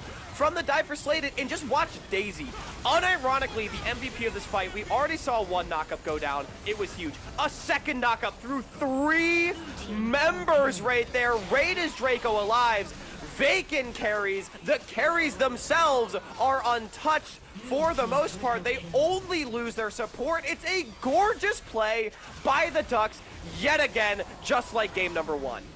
You can't deny the Ducky Getters. You can't keep a good duck down. Enthralled continues to perform no matter how many obstacles you throw at him. And he finds himself now 5-1. Who cares about CS? You can farm champions. You know, you say you can't keep a good duck down. Would you say that the Slated 6 are getting ducked down right now? I definitely would. Yeah, I mean, this is looking rough. They don't have the lead that they needed. Adam, it was a great play on bottom lane to get Hub ahead, but the capitalization on the cooldown usage from Duckies is just absurd. Fighting around their windows so well. This is looking like a promotion caliber team right now, and dare I say, just 13 minutes into this game, Ducky Getters are going to secure their feats off of this third neutral objective unless Slated can say anything about it, and they're looking like they are well on their way to a date against the winner of Friendly Fellows in YPN 1. Slated appear to want to say something. Dr. Calculus going to have access to Unstoppable Onslaught here from before too long. He's coming on up through mid lane. Adam already being forced on out. Bio throws out the Glacial Prison, but does not connect it onto Enthralled. Still, they've kind of disrupted the fight lines here. A knockup comes through onto Tub, but they've already been forced back. They're too split on the fight. They won't challenge Slated 6, and so 2 Void Grubs going to go into Slated 6's pockets. Yeah, but they're fine with this because Draco gets free time in the bottom lane, able to pick up a plate for himself, and just deny minions, get the teleport out of Dr. Calculus. And not only that, Adam took the Alistair ultimate in anticipation of a fight. That's not going to be available for him at this next dragon. A really big cooldown usage right there from Slated, and Ducky Getters continuing their excellent restraint. Absolutely. Adam at least has that ultimate to rely on as he farms at low HP up against this Cassiopeia, but yeah, it's tough for him. He's going to have to take the recall here. Now down nearly 40 CS against RJS on this Cassiopeia, who's doing exactly what you would hope for out of this counter pick. He's getting farmed up. He's a massive DPS threat coming out of these team fights. He did so much damage in that fight where Enthralled got to be the hero and pick up all the kills. He was pumping out every bit you would hope for, but here's a potential pick coming through on Vac. A chance at Crystal Arrow does connect. Redemption going to try to keep him alive for a little bit longer, both the item and the player, but neither will be enough as Hub picks up the first kill. Now Redemption getting focused down second, and that's going to be a double kill right into Hub's pockets. So it's not really come up this series, Gordo, so I've not talked about it. However, this has been the one weakness we've seen from Ducky Getters on their tape. 3 members coming off of reset, Vacant and Redemption just being a little too far ahead of the team on a mid-wave, walking up where they shouldn't. Great punish right there from Slated 6 coming out as Vacant. That's the one thing I would like to see him clean up about his game. For sure. That Serpentine Grace making a difference there for RJS as he manages to evade a potential engage from Bio. Bio always looking for the next play, as you stated, Hawk, and they do manage to avoid it this time around. Yeah, but I think at the end of the day, the game going to continue to slow down, right? It cuts in to that Ducky Getters gold advantage, but they're still in the driver's seat, and I think we're just waiting for neutral objectives to spawn. Dragon in 50 seconds. They did get the flash off of Vacant, but Hub investing that summoner spell as well. I think, again, as we look towards these fights, it's actually Herald that's going to be the one who can Tub find. That's the biggest question. The Blitzcrank going to continue to be the X factor. Ward in position inside the Ivern Brush, trying to look for a victim to be able to hook on in. Tub just going to send it here, gets it onto Vakin, but he does have Redemption, again, the item and the player, to keep himself safe. It's going to be Tub forced to retreat as he loses so much of his health. A Glacial Prison connects onto RJS, but that's only to facilitate the retreat. They've lost too many health bars already, and over the wall comes Draco, taking down Tub and looking for more. Hub is going to join his lane partner for a double kill over to the Camille, and they're going to look for even more on the dive. Redemption able to keep tanking on up alongside that Trigger Seed. Calculus looking for the knockups, but Daisy's got knockups of her own to hold Bio and Calculus at bay. Ducky Getters get themselves 2 for 0. I mean, the collapses are just too clean. It took a defensive Sejuani ultimate to prevent an ace right there from Bio. It's going to be the Rift Herald. It's going to be the feats of strength as bottom lane tower will die as well to RJS after the teleport. All right, Herald not going to die regardless. Bottom lane tower, feats of strength, gonna go to the Ducks as they continue to just out team fight Slated 6 every single engagement. Such a fantastic performance here, and you can see Tub gets the fight started the way he wants, but turns out they're just too tanky. The Redemption, the Trigger Seed, the Alistair, it's too much. Slated's just not really in position to follow with damage onto that hook, and Duckies were already ready to go. RJS on that great flank. Again, good Sejuani ult from Bio saves everybody except for his bottom lane, but you see the confidence on the chase down right here from Draco, knowing that Ashe didn't have flash, and from this point, it's just Ducky Getters trying to flex their muscles and get even more gold.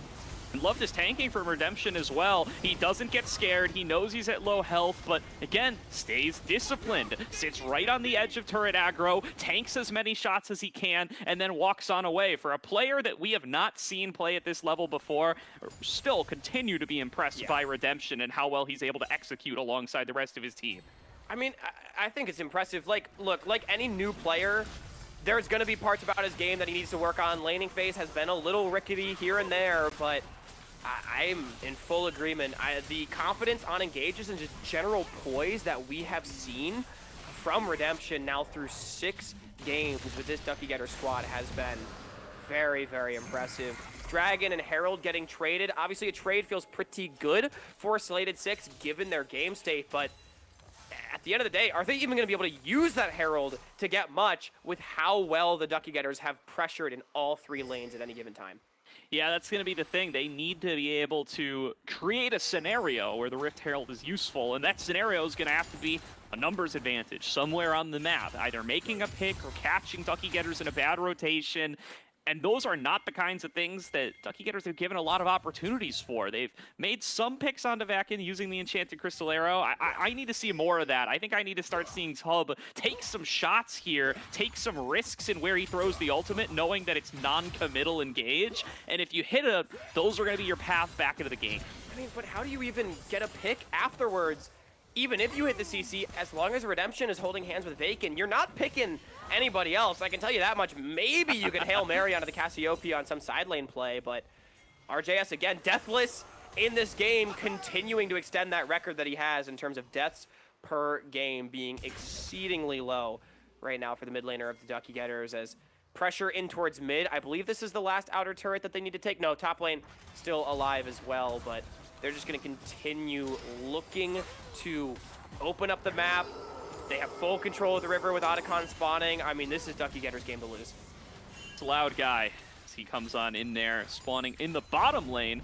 We didn't get to see too many bot lane Otacons in the past, but now that lane swapping's kind of dead, we get to see quite a few more of them. And that's going to be a major point to fight over, as now going to be Hub getting the ultimate back in a little bit. I do want to highlight, right, Ducky Getters get so much more aggressive when they know that Enchanted Crystal Arrow is down, and rightfully so. It's just good to see that they've kind of drilled for that, and RJS starts pushing for more. Everybody starts grouping up in the mid lane. They start channeling Hex Flash to look for potential invade angles because they know that they will be able to find these fights and that they're not at risk of getting picked from an Enchanted Crystal Arrow.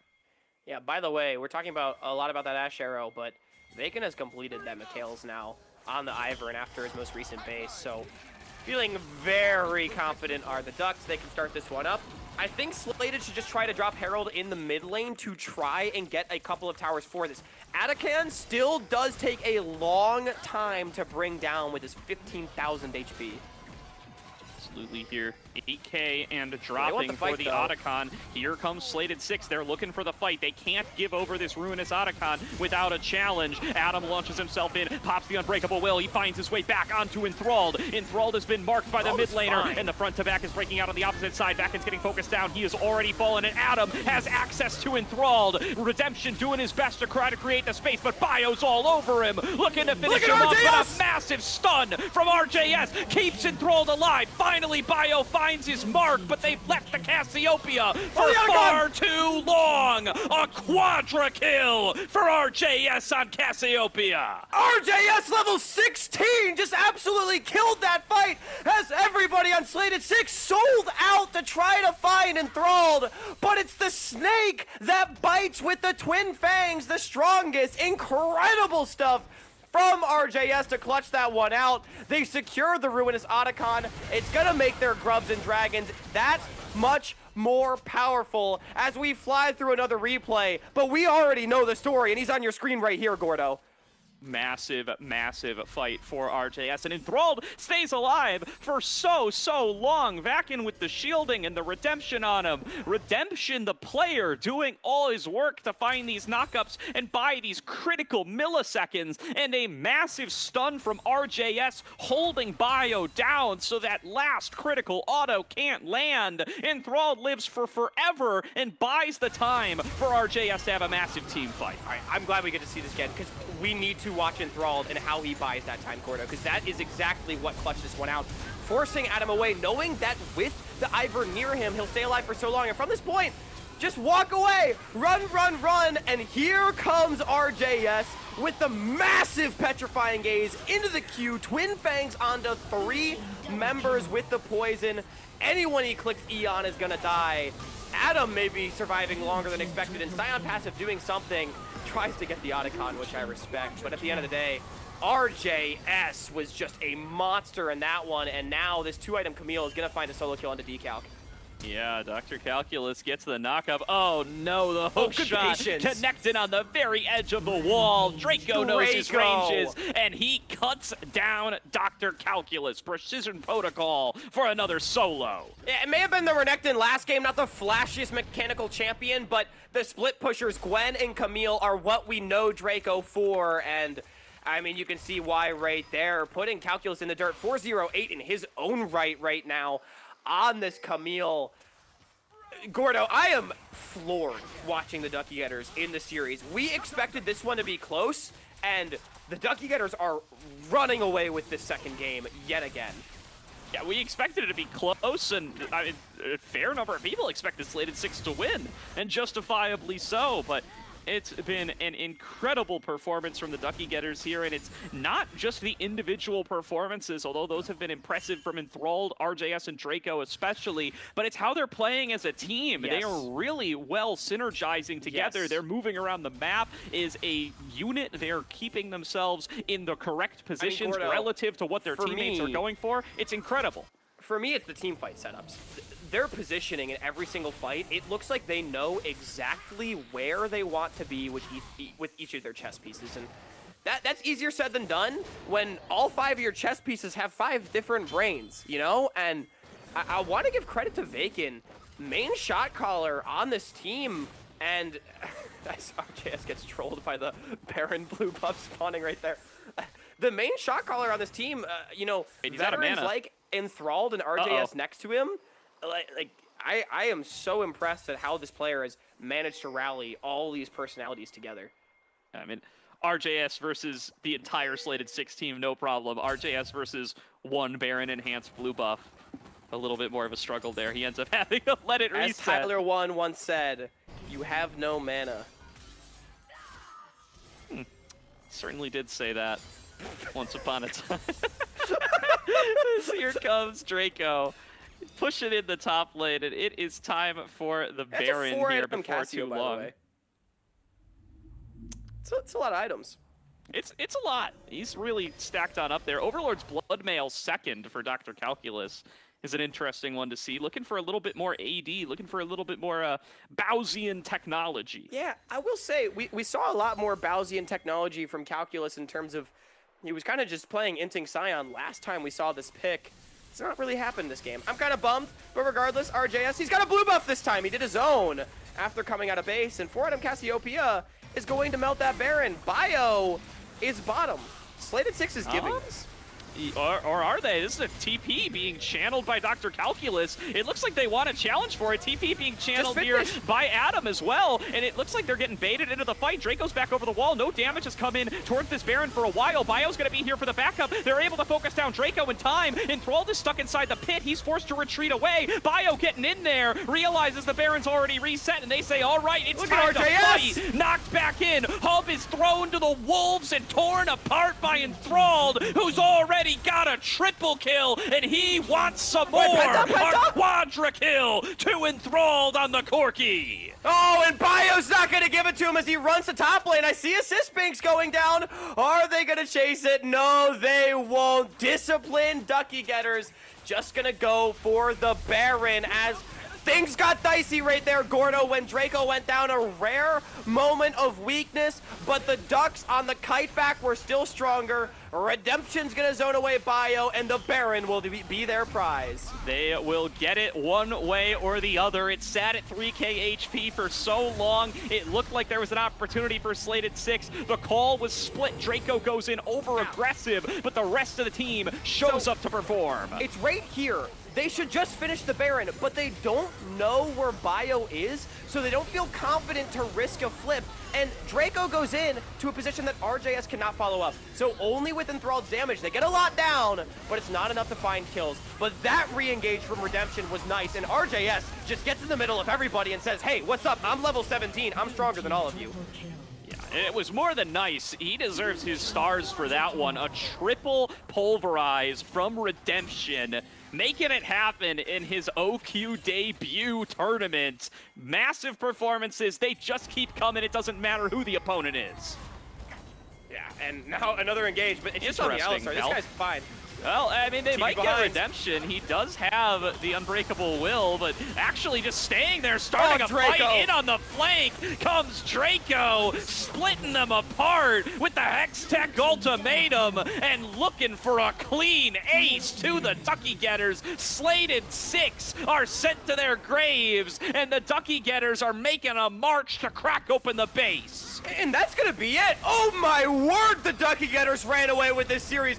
2-0 over the contenders. Slated 6 get bombed, and the Ducky Getters, we need to start having the conversation. Promotion in their sights, only 2 series away.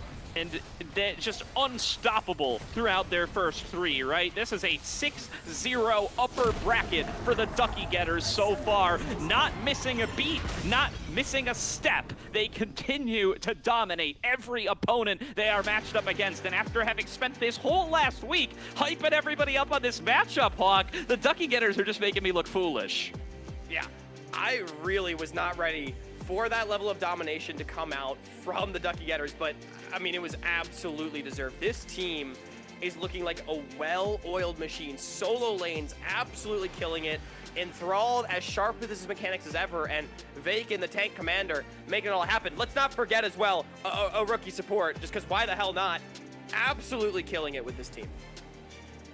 Performances across the board here, and it continues to be the carry positions that stand out to me, right? It's Draco piloting stuff like this Camille that you won't see picked at all by most teams in this tournament, let alone blind picked. But he just says, hey, you know what? I know Calculus is not going to be able to throw anything against me that can challenge my Camille, and he's proven definitively right as he slams the lane, slams the team fights, has massive flanks to get fights started for the team, and RJS and Enthralled, crisp, clean as ever, able to pump out the DPS. And for Slated 6 as well, seeing what happens when they're not able to aggressively snowball the Tubby Hubby bot lane. I mean, they were able to make plays, diving Enthralled multiple times in the early game, but at the end of it all, like we said, the solo lanes were still ahead, and even Enthralled managed to pick up enough kills to keep himself relevant, and it was that first dragon fight where the ace comes through. It was a great timer to pick from the Ducky Getters. I am beyond impressed by this team's decisiveness in picking their fights, and we can see this is that really big dive that we thought might be the ticket for Slated 6, and it almost ended up being their biggest mistake just because of how quickly the Ducky Getters were able to capitalize on the blown cooldowns just a couple short minutes later.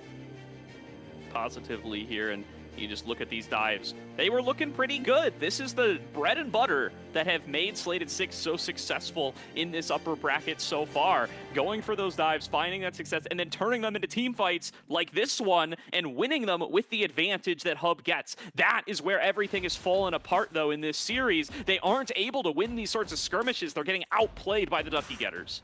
I mean, this fight, man, was just absolutely absurd from the Ducky Getters, and we really need to start having the conversation, not just of is this a promotion caliber team, but a guy like Enthralled, been playing for a couple years now, someone that I've been watching, thinking been playing pretty well, you know, had a top 4 CeeLo run with Northwood last year that nobody expected. I think Enthralled is playing like an NACL caliber AD carry, Gordo. And I think that's a conversation that a lot of people are not quite ready to have, but it's one that needs to be had because he is really proving a lot of stuff with his Northwood team and now the Ducky Getters in back-to-back splits. I want to highlight Draco here as well for much the same reason, because I think the story of the last couple of years, a North American amateur coming into North American Championship League, or Challengers League rather, the NACL itself, the story has been, I think, top laners primarily. That's been the role, I think, where we've had the most new breakout talents. You know, there's guys like Surdy that have made their way up to the LCS, and then there's guys like Zamudo who have really been popping off at the NACL level. I think Draco might be making his way into that sort of conversation with some of these guys that belong in the NACL, and see how they're able to do up against some of those big names. Yeah, and this is a team with that great mix of veterans as well. Again, we have to shout out RJS. For me, Gordo, the MVP of this game. I don't think it's even that close. RJS was just so filthy on this Cassiopeia, and the young guys getting it done. Everybody's getting it done. This is definitely a well-oiled team. I do want to say, again, this was an upper bracket match. Ducky Getters now find themselves 2 matches away from promoting into the NACL, but the Slated 6, they're not done. They go down to the lower bracket. They've already made top 24 with their placing at the very least, and they can still continue to win games and push for that potential last promotion slot. I mean, hell, who knows? Maybe they can come back and overcome a team like the Citadel in the lower bracket.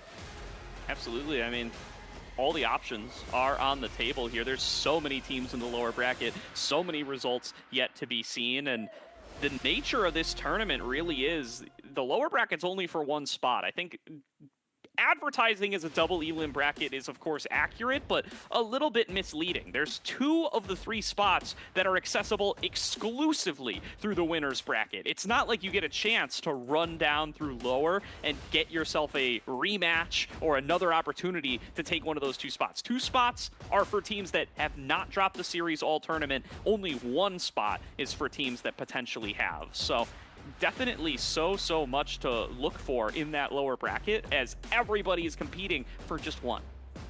Yeah. Oh yeah, it's gonna be a bloodbath down there, Gordo. That's gonna be the main story next weekend, remember, sort of that hunt for the lower bracket spots. But this weekend, it's all about those upper bracket spots. Ducky Getters that one step closer, and Gordo, maybe looking through some other results if I'm able to find them. So we're still not sure who we're going to be featuring on the mainstream for the next match. Currently, I can confirm that Respawn has 2-0'd Wang's Goblins, and Near Airport right now up 1-0 over UCI Esports. The Anteater is going to try to make their mark and maybe upset one of the pre-tournament favorites, but Gordo, assumption perhaps going to be that we might be streaming Near Airport against Respawn here, which, by the way, would be the opponent of the Ducky Getters should they make it to that promotion best of 5 for one of those spots. Looking through some other matches, Friendly Fellas 2-0'd YBN1, so that's the opponent coming up next for the Ducks. Yeah, so that'll be an interesting series in and of itself. I mean, Friendly Fellas, what a performance from them so far this tournament, where they've really been able to, you know, show up from 28th seed and take down a lot of teams that you may not have initially expected. A former affiliate of RJS's there in the form of Wiggly on that team, Moose Hater and Wixie over there as well. A lot of folks who have interacted before on stuff like that AoE Ginger Turmeric roster, looking back to just a couple of years ago, and who some of the names rising up through the scene were at that time. Very, very cool that that's going to get to be a match coming on up for the Ducky Getters. Yeah, you're talking about him right there. RJS, MVP, very much deserved on this Cassiopeia. Gordo, we can let the B-roll play. I do want to still continue talking about the bracket, though, because I think just we're getting a lot of match results coming in. So, Slated 6, with their loss, they go down to the lower bracket. They will be playing against St. Clair, very strong collegiate team who took a 2-0 win over Ocean's Echo. Elsewhere in the upper bracket, on the bottom side, we have Tempest Gaming with a 2-0 over the Pepe team. Gravity currently up 1-0 over Dog Fans, as is Galaxy Gaming. Meanwhile, Apex Mission Impossible taking an expected 2-0 victory over Don't Ban Diego. So the bracket mostly shaping up as expected so far, at least on the top end. Gordo, before we maybe talk more about the lower, any thoughts on the matchups that we have yet to see?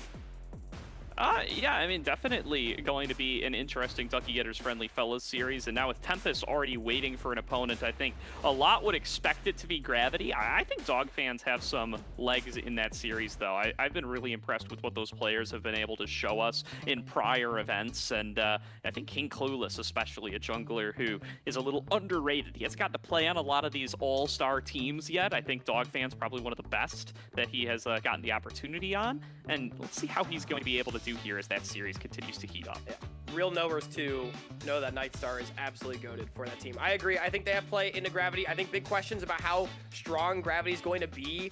They're kind of a team that we consider in that same slated 6 tier of definitely contenders, but are they actually going to get a promotion spot? Probably not, but a potential matchup against Tempest Gaming coming up next round. Definitely going to be one that people don't want to miss. I think that'll be over on Aegis, who's following Gravity around.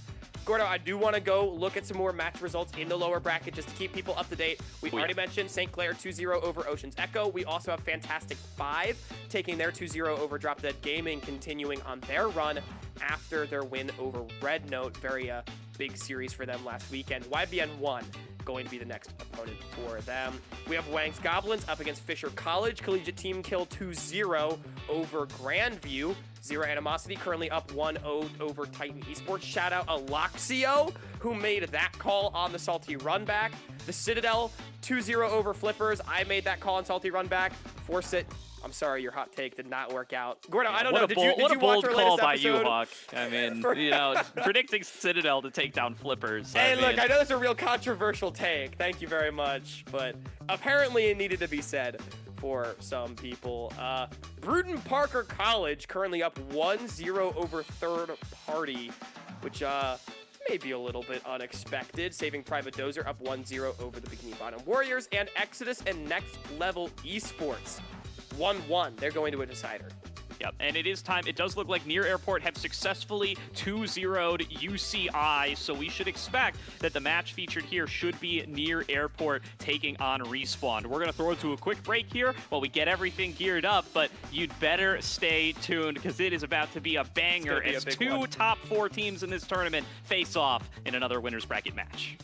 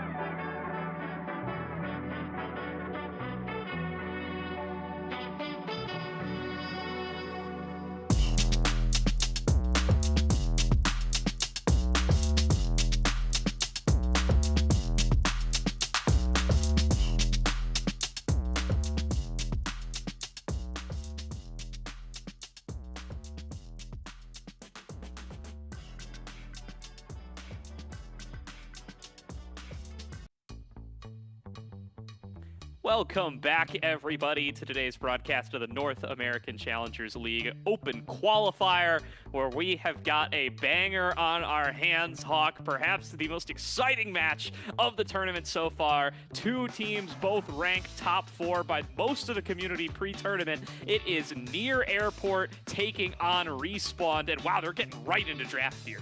Honestly, I love it. Let's talk narrative as we go, Gordo, because this is so far match of the tournament. You said it, the first meeting of top 4 teams, and remember, only 3 spots available. Perhaps one of these teams will be one not to promote, as you do not want to be the one that goes to the lower bracket and has to play against a probable Citadel later on. Meanwhile, you win here, and you are the favorite to promote to the NACL against either the winner of the Ducky Getters or Friendly Fellas. It is an incredible matchup, a full fearless best of 3. Respawn, maybe the fan favorite. Well, actually, I think Near Airport, the fan favorites. Respawn, the tier 3 favorites, Gordo. Definitely, and you know, let's give some context for that, right? You know, it's 2025. Everyone's seen their superhero movies. Everyone knows power scaling, right? Yes, we just got all excited about the Ducky Getters and how they may very well be promotion contenders, and they may very well be, but they will not be favorites against either of these teams if they continue to move forward, nor will the Friendly Fellas. The team that wins this one, heavy favorites to promote. I cannot overstate that at all.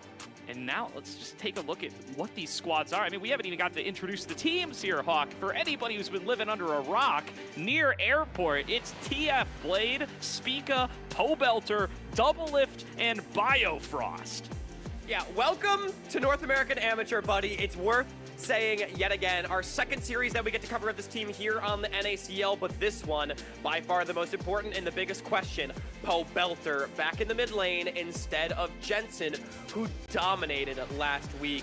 If I'm gonna be completely honest, Gordo, I think the most washed player on this team has been Pobelter so far. And that's a legitimate criticism. That's a big concern people had coming in for this team, is how washed would they be. I think Pobelter's played fine. Do not get me wrong. He's a great player, as we all well know. But he has been the least impressive so far. Most impressive? Biofrost, dude. He's been killing it down there in the support position. And on the other side, he's going to have to do it against Mixture, who, in my opinion, is one of the hottest support prospects on the market.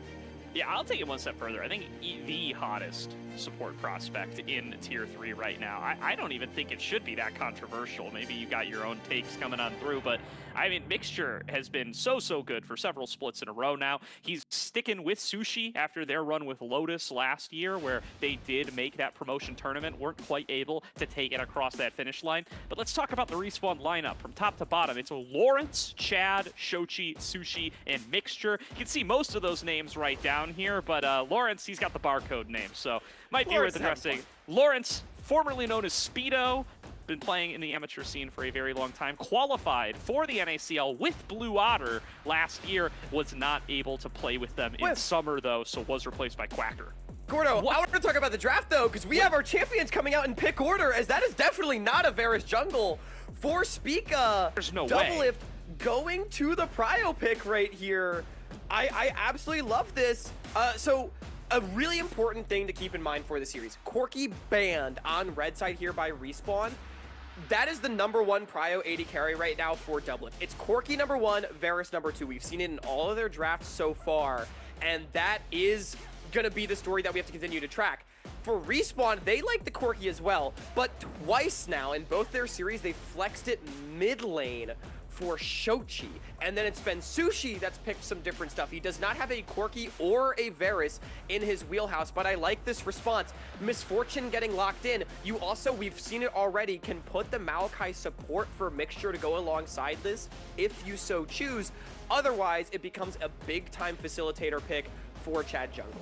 Yeah, I don't buy that this is Varus jungle. I don't buy that it's Zyra mid lane, and I don't really buy that it's Misfortune mid lane either. I think the homies are just out of pick order inside the lobby, which is perfectly fine. That's not going to be too big of a deal afterwards. Maybe it makes your scoreboards look a little funky, but we're not going to throw too many wrenches into the game plan over that one.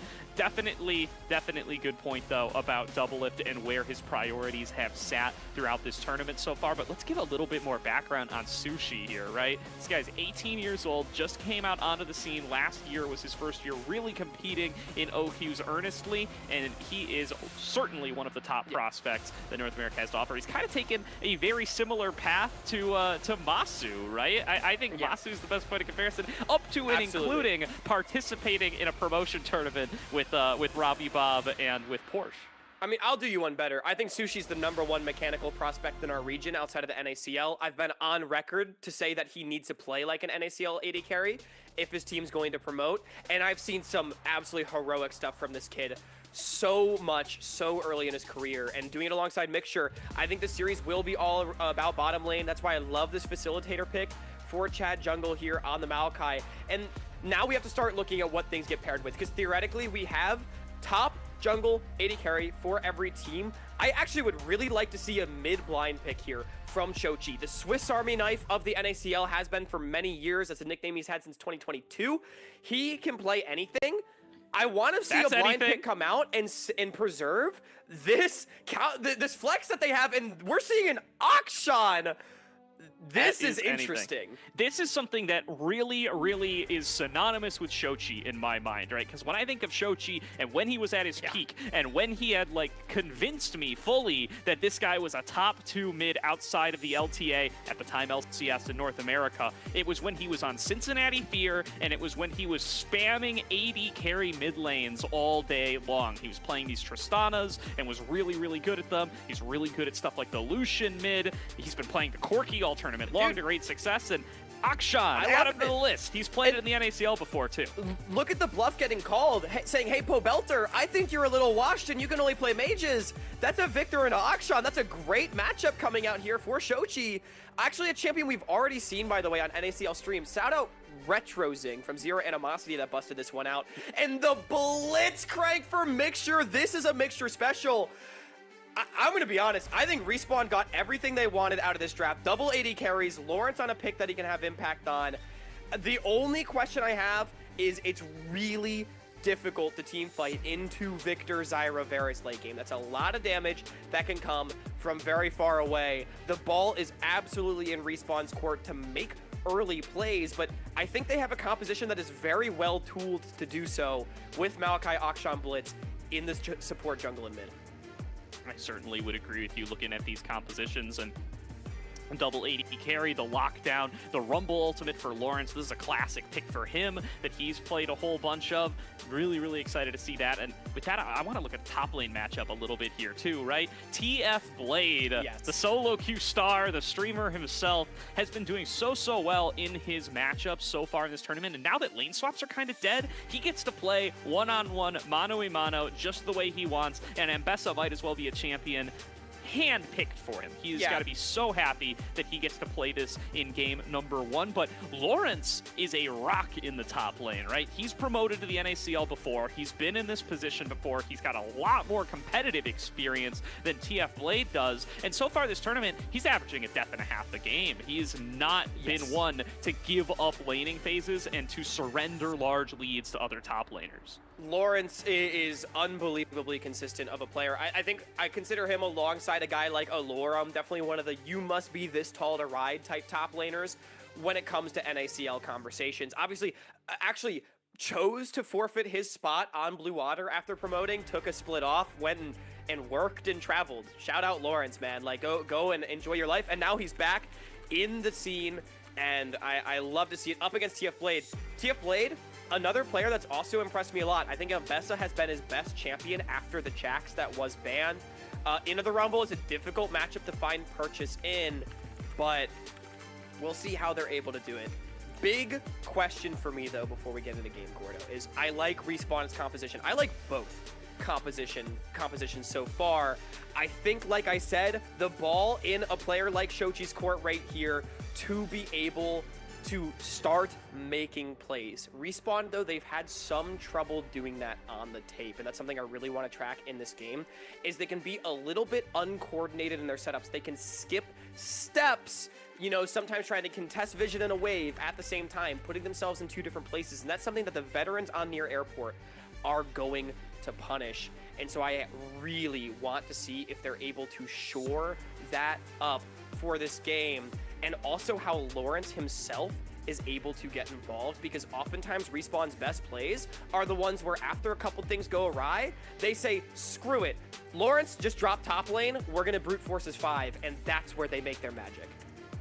Definitely here. So, definitely going to be looking at these bot lanes to face off against one another. That's really where a lot of our focus is going to have to be, right? Doublelift and Biofrost have shown up like they haven't missed a beat. Like you called out, Biofrost has probably been one of the most successful players in this tournament so far. He has been doing great. Such a good job. I was not expecting that. No. I mean, I would have, he would have been one of my candidates for maybe players that come in looking a little rusty. Yes. He hasn't really been on the constant stream grind the way that Doublelift and Pobelter and TF Blade and Spica all have been, but he looks great. He looks like he has not dropped off a bit since his time in competitive, and he has been the most dominant support in this tournament so far. Yeah, and again, against Mixture, a great prospect. I'm a bit sad that I think the bottom lane is not the important lane in this game. It really is mid Shochi against POB, but I want to set some expectations for bottom lane again, because this is the #1 mechanical prospect in our region that has yet to go to the tier 2 level. I think Sushi is on a pro play track, as is Mixture. Both of these guys together have elevated one another. Now they're second split playing together after a promotion tournament run on Lotus last summer. But they are against the Michael Jordan and Dennis Rodman of our league, Doublelift, having now unretired a second time, true to that GOAT's name. He is the greatest player that has ever played in our region. And now we get to watch him go up against the next generation. This is what it's all about, Gordo. We're into the Rift. Game #1, near airport against Respawn. 2 favorites up against one another. 100% here, Hawk. You cannot get any better than this. It's the old generation against the new generation. And Respawn Esports looking to show that it is their time to get up here, get into Tier 2 of competitive, which, of course, now has a path right into Tier 1 of competitive. So much on the line for all of these teams. Doublelift's gone on the record saying he wants that LTA spot. Yep. He wants to be able to take this team as a speed run from amateur to professional play. To do that, you got to qualify in the first place, and Respawn definitely are looking to put a stop to that right here, right now. Immediately looking into the bottom lane. Volatility expected with this Blitzcrank. Both junglers going to be pathing starting top, moving down towards bottom, just like we saw in our previous series. And I'm intrigued by the 2v2, because that's been the biggest criticism I've had of Sushi's game, is the way he plays the 2v2. I think it's the weakest part by far, but Mixture helps shore that up so much. This guy is a mastermind in the way he plays out those 2 versus 2s, whereas Doublelift and Bio, I think they've had some games where they've looked really good 2-on-2, and some games where it's been a little shaky. And the question is going to be, can Sushi and Mixture make them look shaky? Because these are the young guns. We know what they can do when they get to team fights, but they've got to be able to survive that lane. Indeed they do. Lawrence looking to set up a little bit of a freeze here up against TF Blade right from the very beginning, and that's going to be something to keep an eye on, especially on this Ambessa game, right? TF Blade is such an aggressive laner. He wants those solo kills. He wants that individual lead, and Lawrence is the kind of player that has kind of prided himself on being able to absorb that sort of pressure and being able to prevent those sorts of leads from going over. And again, Gordo, a huge responsibility, I think, on TF Blade in this game and this series to jail Lawrence in his lane. Do not let Rumble get involved with the team, because that is how Respawn has found so many of their game-breaking advantages, is by getting Lawrence out onto the map, grouped up as 5, and then finding good team fights. It's Spica first to the bottom lane, though, with the fast clear of the Zyra, and they're going to try to look to take control of this Crab, but it's going to be a little difficult with Shochi having push in mid, as expected, into that Victor. It's definitely going to get a little tough here. It does look like junglers are going to return to their homes. Chad finishing off his clear with the blue buff. Spica looking to make a move over towards mid lane. Going to just be pathing right on through in full sight of everybody, so definitely nothing sneaky going on this time around as we go by the 3-lane camera. And I'm really intrigued now that this is the second time, actually 3rd time I've seen Akshan in this tournament. Retrosing played 2 games of it, both series. Last weekend, or rather 2 of their series. This is a lane bully that provides a lot of safety and roam potential as a good hook from Mixture. Don't think there's a Hook 2v2 from kill Mixture to looking be to get in had. onto Biofrost here. Chad is coming in from the side to make this gank happen. They got him! A flash out from Biofrost, but he's thrown right back in by the Bramble Smash. Sushi pumping out the damage with the double up and first blood to respawn in the bot lane. There it is, the kid's on the board. Sushi able to find one. A really good hook setup from Mixture, as it was Chad that was still on the bottom side of the map. Spica had pathed away. Can they find a counter dive is the question. Yeah, let's find out. Going to the top side, it's a 1-4-1.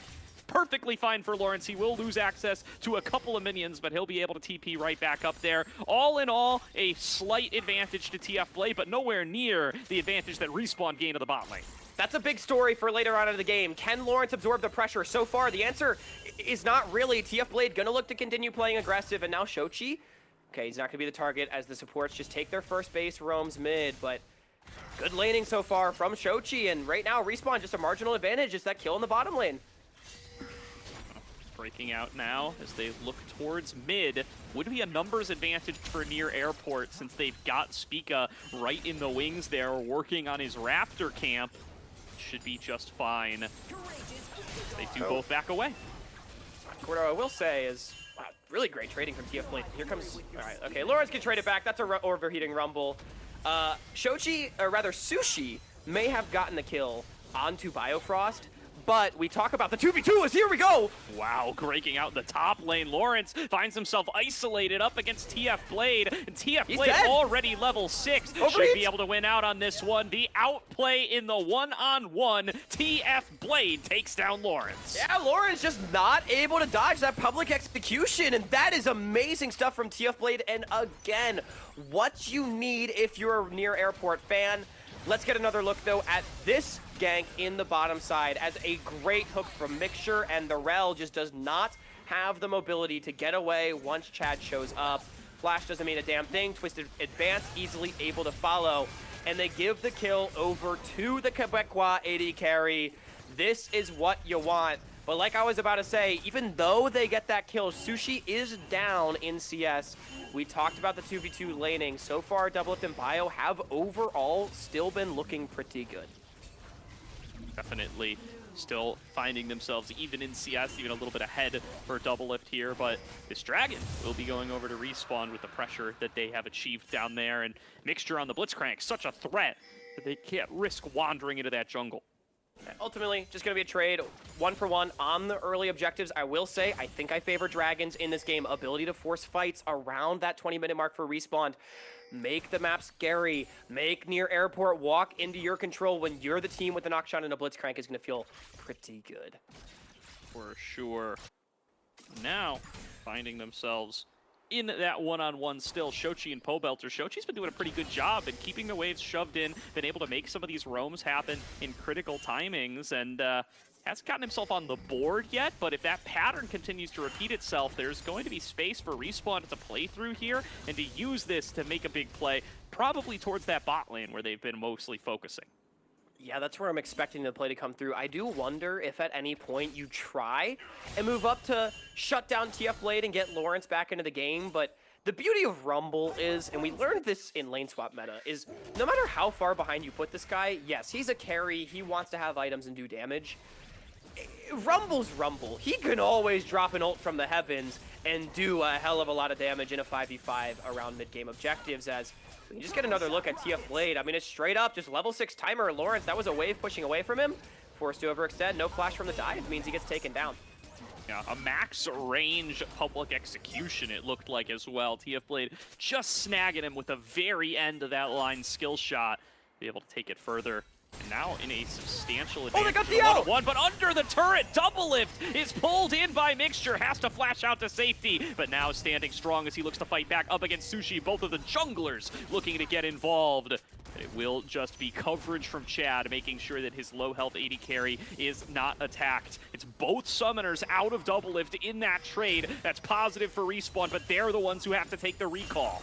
Yeah, I mean, surprised to see Doublelift in that position. Mixture, I'm loving this Blitzcrank so far. Gordo able to find him, and even though they trade back the health bars quite well, it's those summoner spells that you mentioned, flash down for the AD carry of near airport. Yeah, that's going to be a big signal for Chad to make his way down there on the Maokai.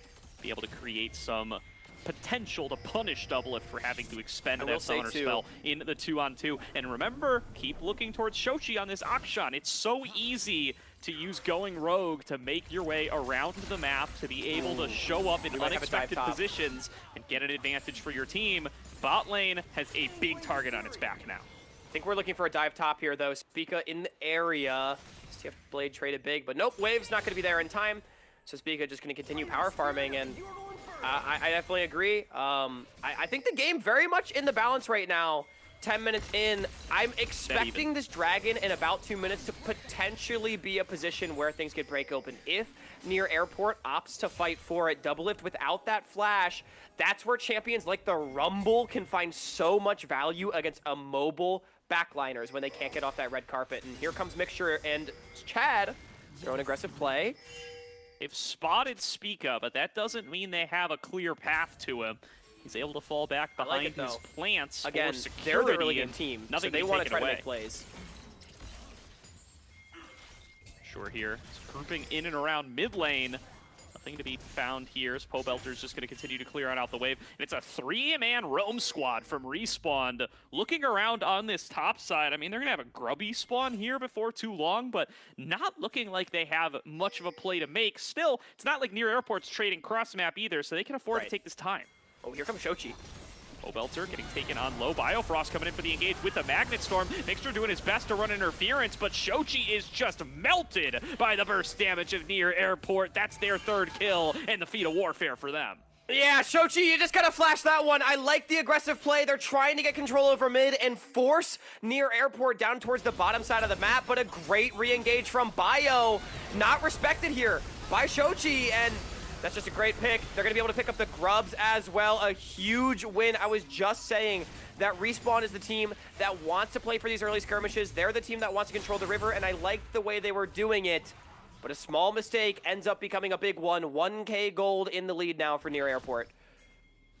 Most of it off the back of that play, buying themselves some time and space, but Lawrence looking for an aggressive trade onto TF Blade, has the overheat, gets publicly executed. Here's the equalizer, it hits nothing onto TF Blade, and that might mean that Lawrence has to call it quits, but he lands a harpoon. He's looking for some more with this burn. Not quite getting the damage on across. TF Blade forced to retreat, but will keep his life. I think that was a missed solo kill. I think Lawrence is supposed to hold the equalizer until after TF Blade's flash. The Ambassador was not getting away without it. I mean, at the very least, it is a health bar lead.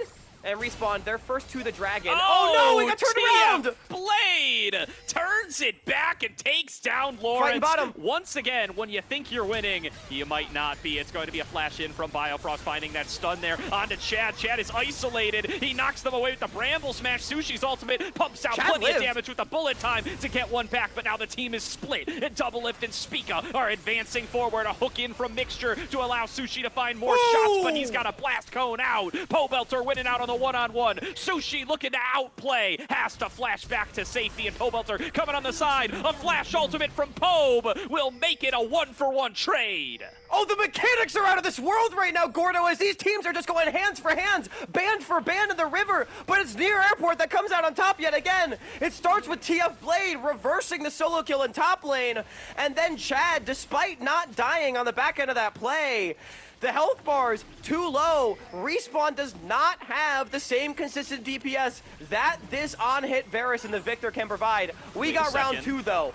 Yeah, Chad's already back here. He died so early, but he's getting the same fate. He steals away the dragon. Spica loses the smite fight, but Chad loses his life, as that's another kill back into Near Airport's pockets. I mean, I think it's fine. Respawn, they trade 1 kill, get the dragon. It is 2 for them. They can force the fights later, but I mean, it's just a bit of an awkward setup. Shochi's already so chunked out, and a great commit onto Biofrost, or rather from Biofrost onto Chad, knowing that the Maokai is squishy. However, he gets lit up by the burst, and now things break down. 1v1, Shochi versus Pobelter. Shochi tries to make the outplay happen, but didn't really flash anything of consequence. Ends up going down just barely.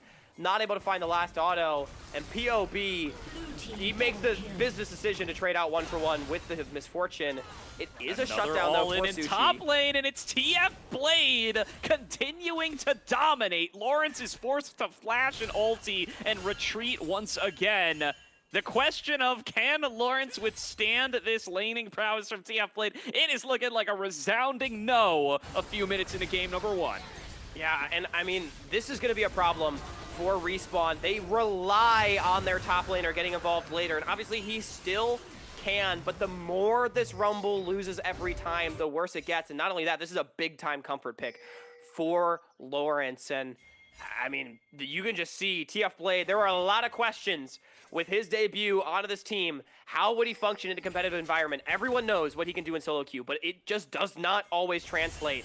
It absolutely has so Every far. time we look up Another here. big trade, and he's got Spica on this side. They're going to dive this guy. He's got no help. He's got half HP. They don't have the wave. Spica's He's dead. already here. He That's finds Lawrence. Lawrence is trying to be proactive, but he's too late. Spica lying in wait for him, and near airport take down the top laner for the 4th time. And Spica is having a monster game right now. 4-0-1, out farming the Maokai as you would expect, but also out fighting. The DPS is just outrageous right now. Zyra, in my opinion, has been his best champion of the tournament, and we are seeing why.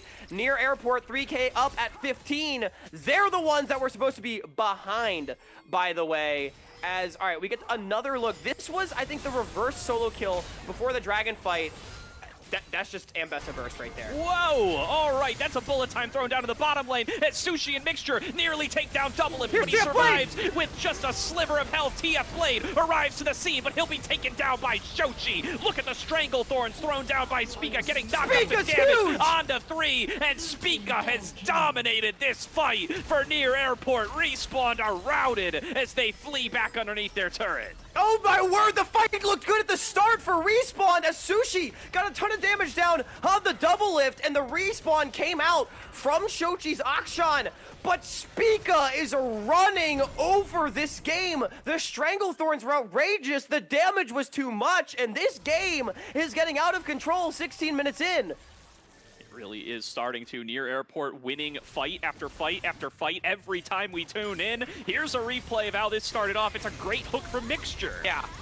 I mean, Mixture's having a heater on this Blitzcrank. I have nothing else to say other than that. They are doing really well down here, but it's the arrival of TF Blade absolutely crushing this fight, rips the heart out of Respawn immediately, and even though he dies, by this point, the triple backline that we mentioned, the difficulty of fighting into them, Gordo, they were able to consolidate. The damage comes out. Spica is out of control right now on the Zyra pick, and now 13-5. Feats of strength in their hand. I mean, this is looking tough for Respawn. It's an uphill battle, and that's a solo kill. Oh man, TF Blade just stamping his name on this game as he finds another solo kill onto Shochi. There's not a solo laner on Respawn that can deal with him.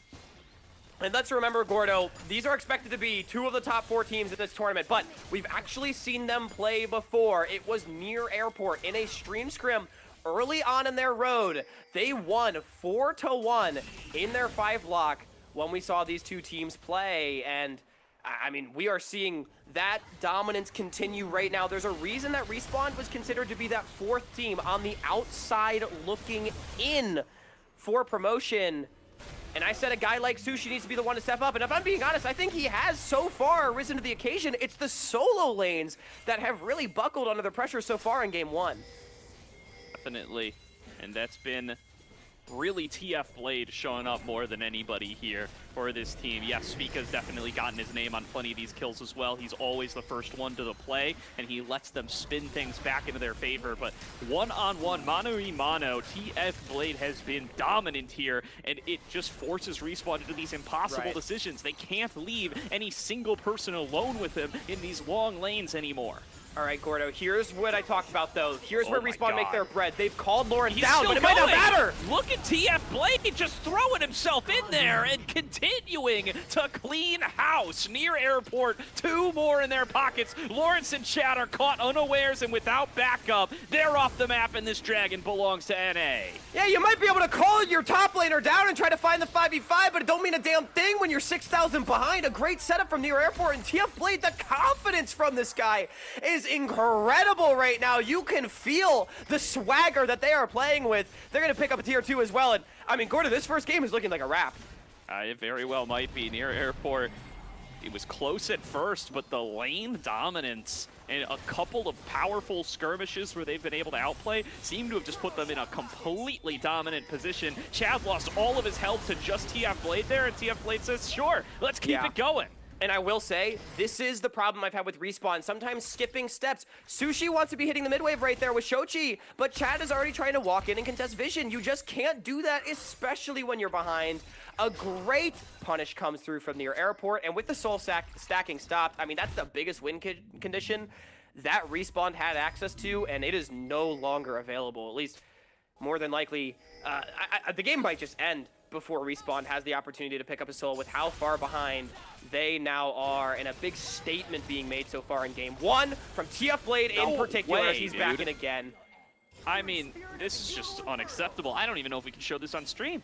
TF Blade is just completely dominating Lawrence in the one-on-one every time we pan over, and Shochi against Pobelter is not looking much better. Pobelter, solo kill to the veteran mid laner. It was worth, he got the flower. Good death, Shochi. Able to make it happen, but yeah, I'm looking maybe a little foolish for saying Pobelter was washed. He's having a pretty big game on this Victor. I mean, fell behind in the lane as expected, but hold that thought, we still got more fighting. Root coming on through, Chad trying to lock him down on the other side. Mixture's already been melted down before anything even comes out. There's bullet time to get a little damage on a Speak on Bio. Frost Sushi doing a good job of spacing this out, finding the damage, taking down Bio. Chad looking for help. It's going in on a double lift. A couple more autos from Sushi, trying to turn this one back. The young gun takes down the veteran, but it's Speaka looking to fight back. A little more burn damage is all it takes to push Sushi over the edge. Speaka turns the fight for near airport. 10-0-2, 22 stacks on the Medjice. Speaka, it's just his world, and everybody else is living in it. As Sushi, he tried to cook in that fight. Chad and Mixture alongside him, but at the end of the day, they are just too far behind. Respawn can't get it done, and my Blitzcrank is in things. There it is. It's Mixture running on in there, finding himself face to face with TF Blade and Speaka. That is not an interaction you will win anytime, anywhere. Near airport. Let's look at this fight again. That's just the Mixture experience. He gets one per game, but yeah, this one, I mean, again, it's just a good-looking fight for near airport because Speaka's here. It's always winning if this level 14 Zyra is involved. But Sushi, really good positioning and backstepping, able to find the autos that he needs. Good burn onto Bio, and Chad comes back to save his AD carry even through the barrier. But from this point, they're just too low, and he tries to get the bounce off the plant, but that one auto off of the E-plant right there was enough with the burn. That's just truly wallet diff, as Lawrence is dead again. 7 deaths on this Rumble, absolutely cracking under the pressure of this first game. Yeah, there is definitely a bit of dominance coming in here from Lawrence, or against Lawrence rather, as he just cannot find his footing in this game. No vision of the Otacon take. It's going to be going over to NA for free. And Respawn just have got to find themselves a little bit of anything. Sushi going to be able to take this objective bounty, but now he's caught behind enemy lines. Trying to buy space for him are the rest of the squad. Sushi opens up with a bullet time over the wall. He gets that shutdown on a TF Blade. It's a TP in from Shochi as he looks to find an angle on to the rest of the team, but it's actually Pobelter who is going to be the target du jour. They find him isolated from the rest of the squad. And Sushi with that quick stepping, going to be able to find the rest of his way on through. There's going to be that equalizer thrown on through. A nice hook from Mixture and an easy cleanup. Shutdown goal to Lawrence. You can see the veterancy, though, on the side of near airport. What did Speaka and Doublelift do? As soon as they realize their mid laner's dead, they immediately push in mid and top all the way, denying both those ways. They have the 6 grubs, so they're going to be able to knock down this tier 2. Even though Respawn gets a nice couple of picks, they don't even really win out in the sequence.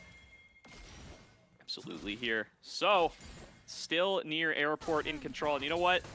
Pobelter, for the most part, this game has looked absolutely fantastic. He does get found out there in that last fight. And I mean, Sushi is playing like an NACL AD carry. This was your requirement, Hawk. Unfortunately, these are former LCS players he's up against, and that might just not be enough. I'm going to be so honest. I really do think Sushi's having a great game so far. But the rest of the team has just really struggled to keep up with how good Near Airport is. And I mean, you can't even blame him. I think we're just going to see another fight in mid, as it is Respawn trying to control the Dragon area. They do still have potential access to a soul win condition if they can pick this one up and stall out the game. But as soon as they lose control like this, they know they have to reset. Walking through Zyra, Victor, and Varus in these choke points is an impossibility. And credit to Near Airport, good patience to retake the area. Going on forward. TF Blade is getting found here, or finding He has Chad been rather. As on the Chad money is with isolated. Chad is getting burned down. He's sprinting as fast as he can, and oh my goodness, he almost stayed alive. But the burn damage from Spica amplified by the Shadow Flame, it's just a little too much. Dude, TF Blade with these public executions, I have never seen this ability look remotely like it's point and click. Just hitting it up on a Chad. I'm not really sure why Chad was there, but I mean, again, it's a great punish from Near Airport yet again. They are not leaving too many cracks in their game. A few isolated picks here and there from Respawn around their misfortune has not been nearly enough to wrest control of this one, at least so far. If there is any win condition for Respawn, it is the fact that they have a 2.5 item misfortune. Sushi maybe can try to save this game if Mixture finds like a god hook, but it is looking very difficult, especially with Baron spawning in 10 seconds and a turbo-fed Zyra that can burn through it. Yeah, he's got some fat shutdown gold in these last couple of fights, though. He appears to be ahead in itemization compared to Doublelift's Varus, who has not been the center point of his team's composition. He's doing what he needs to. It's really got to be a massive bullet storm from Sushi to really be able to try to turn this one back into Respawn's favor. But Near Airport, they're too experienced. They're not the kind of team that's going to give you that for free. I will say, the one weakness... Oh my god, TF Blade! TF Blade knows where Sushi is hiding and exposes him to everybody. Another kill goes over to Near Airport. That was insane. Flash tipper with the public, like just knowing the range perfectly. Sushi just dies. That's Baron. Easy money. The #1 carry on Respawn is gone. TF Blade is out of his mind right now, as, I mean, this is going to be a very half-hearted contest. Yeah, Biofrost already going in for the invade. They're going to be able to keep Chad outside of the jungle, and that is the only requirement that they had for this course. TF Blade rampaging through the remaining members of the team. Chad isolated on his own, and he has got nowhere left to go. Near Airport looking to wipe the floor with Respawn in this game #1.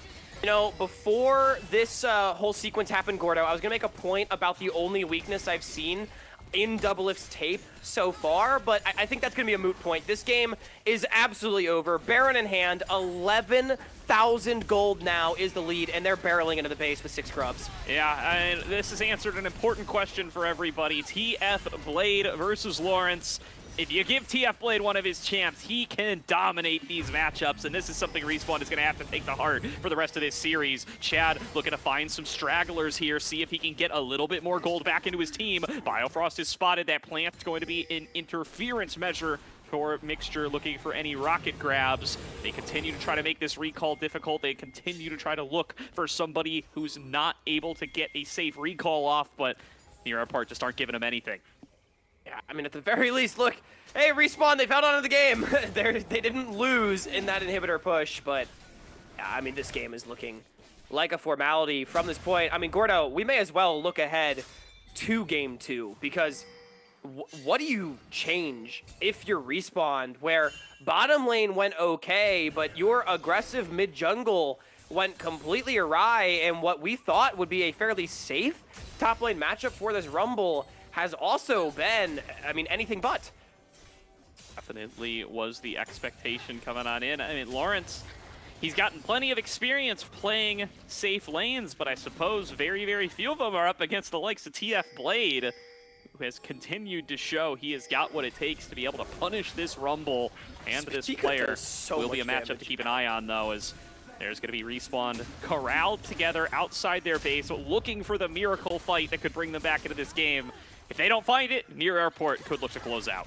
Yeah, I mean, again, I'm looking for Mixture to have just a hook to end all hooks. Here they come. They have to go. Chad coming in on the side. A nice equalizer going to land on all three. Bullet time is opened up. Does a lot of damage to Biofrost. Oh but my it's God! Only Biofrost and Double It plus Spica just melt through the members of Respawn. Shochi, the last damage dealer alive, but they have torn his team apart. He opens up with comeuppance, but they absorb it like it's nothing. And the base is cracked open. The Nexus is in their eyes. Near Airport looking to start this series off 1-0.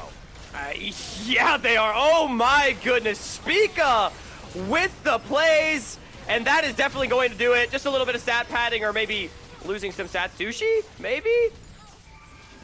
He's going to try to fight his way back here, but it's really just, you know, are the stats padded or do they just end the game with Sushi still alive? It's the latter. Near Airport showing their dominance here, showing the veterancy, and showing up the young guns on Respawn Esports. Yeah, I mean, look, Near Airport, I think it's fair to say the favorites coming into the series, but similar to the first one we had, Ducky Getters against Slated 6, that level of dominance was maybe unprecedented, as it was Spica and TF Blade that just absolutely plowed through that game. And we were talking about, you know, Michael Jordan against the next generation. Forget about all that, because Respawn's got to figure out whatever the hell went wrong in the top side of that game if they're going to have a chance in the series. Yeah, I mean, that was cleaner and more one-sided than some of Near Airport's games against the really, really low-seeded teams, let alone Respawn, who, again, is earmarked as a top 4 team coming into this tournament. The estimate is, hey, if one of those top 3 teams fumbles, and Citadel already has a little bit, then it could very well be Respawn making it into the NACL, but they are not looking up to snuff here up against Near Airport, and they are going to have to change a lot coming into game number 2. Yeah, they've definitely got a mountain to climb. We'll see if they're able to climb it heading into the second one. Gordo, I know we are all rooting for a third game between 2 of our top teams. Only one of them can promote through the upper bracket. The other will have to go through the scrum. Right now, Near Airport up 1-0. We're going to take a quick break, but when we come back, we'll have game number 2 right on your screen. So don't go anywhere.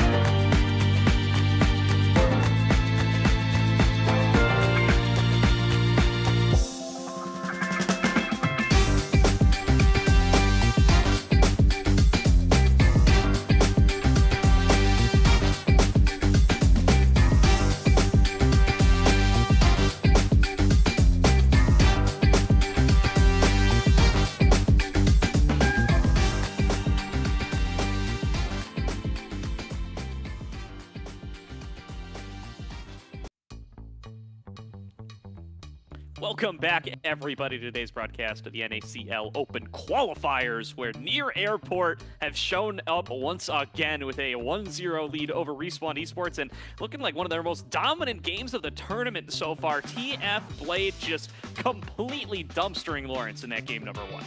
Yeah, TF Blade completely dumpstering Lawrence, and Spica and Pobelter getting turbo fed in their own right and running over this game. Let's just play the highlight reel, because it was an action-packed game, but action that unfortunately Respawn came up on the wrong side of. Their young guns in the bottom lane, they were the ones that were able to keep up most of the game. It was surprisingly the veterans that buckled under the pressure, and you have to give so much credit to Near Airport.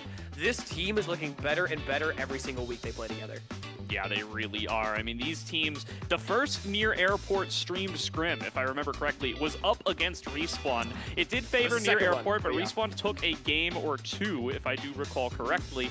And it was, you know, it was looking like you would expect, but I do think a lot of where the Near Airport squad struggled was in these complex lane swap scenarios that are kind of out of the game now. When TF Blade gets to be in this one-on-one, he just looks like a whole different beast. And I'm going to say, too, they've struggled not just in those lane swap scenarios, which are obviously gone, but at this point in their careers, there are talents in NA that can hand check these guys. Now, we saw that for TF Blade, at the very least, that is not true up against Lawrence. But, I mean, even in this game, I think there were moments where Sushi absolutely put on the mechanics and made stuff happen. Same with Mixture in particular, those two guys.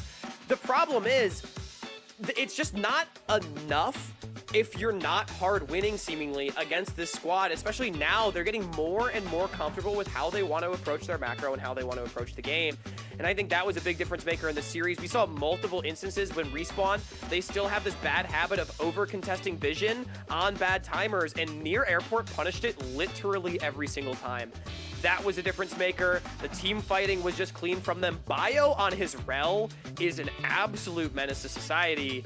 And I mean, even in fights like this where it looks okay for a bit, for Respawn, Spica shows up and just kills everyone. Yeah, and hey, let's not get it twisted here, Hawk, by the way. TF Blade is the rookie with the hands showing up here. You know, what previous competitive plays this guy played? He was in Team Liquid Academy as a sub for about a year. That does not count to me. I mean, this guy showing up in comp for really like the first time in earnest and looking like he has translated his skills excellently. Yeah, and now all he's got to do is convert on it. Because I will say, I think Respawn is very happy that this is a fearless draft tournament, because they'll be able to choose blue side in this upcoming game as well for that contested Corki pick, and things like Spica Zyra, as we can play the MVP tape, are going to be off the table. TF Blade, Ambessa also going to be off the table. Biofrost Rel, favorite champions that Near Airport has found success on game in and game out, no longer available. Definitely, and yeah, look at the Stranglethorn's placement on this replay, by the way, doing a great job of being able to dish out damage and create some space for the rest of the team to be able to play. Sushi doing his best there with the bullet time, but just not quite able to pull it out. So I really do want to see Sushi on something maybe a little bit more independent for game number 2, and I want to see Lawrence on something a hell of a lot safer. Cassante duty for you, my friend. I think I generally agree. Yeah, Cassante duty for Lawrence, I'm definitely with you.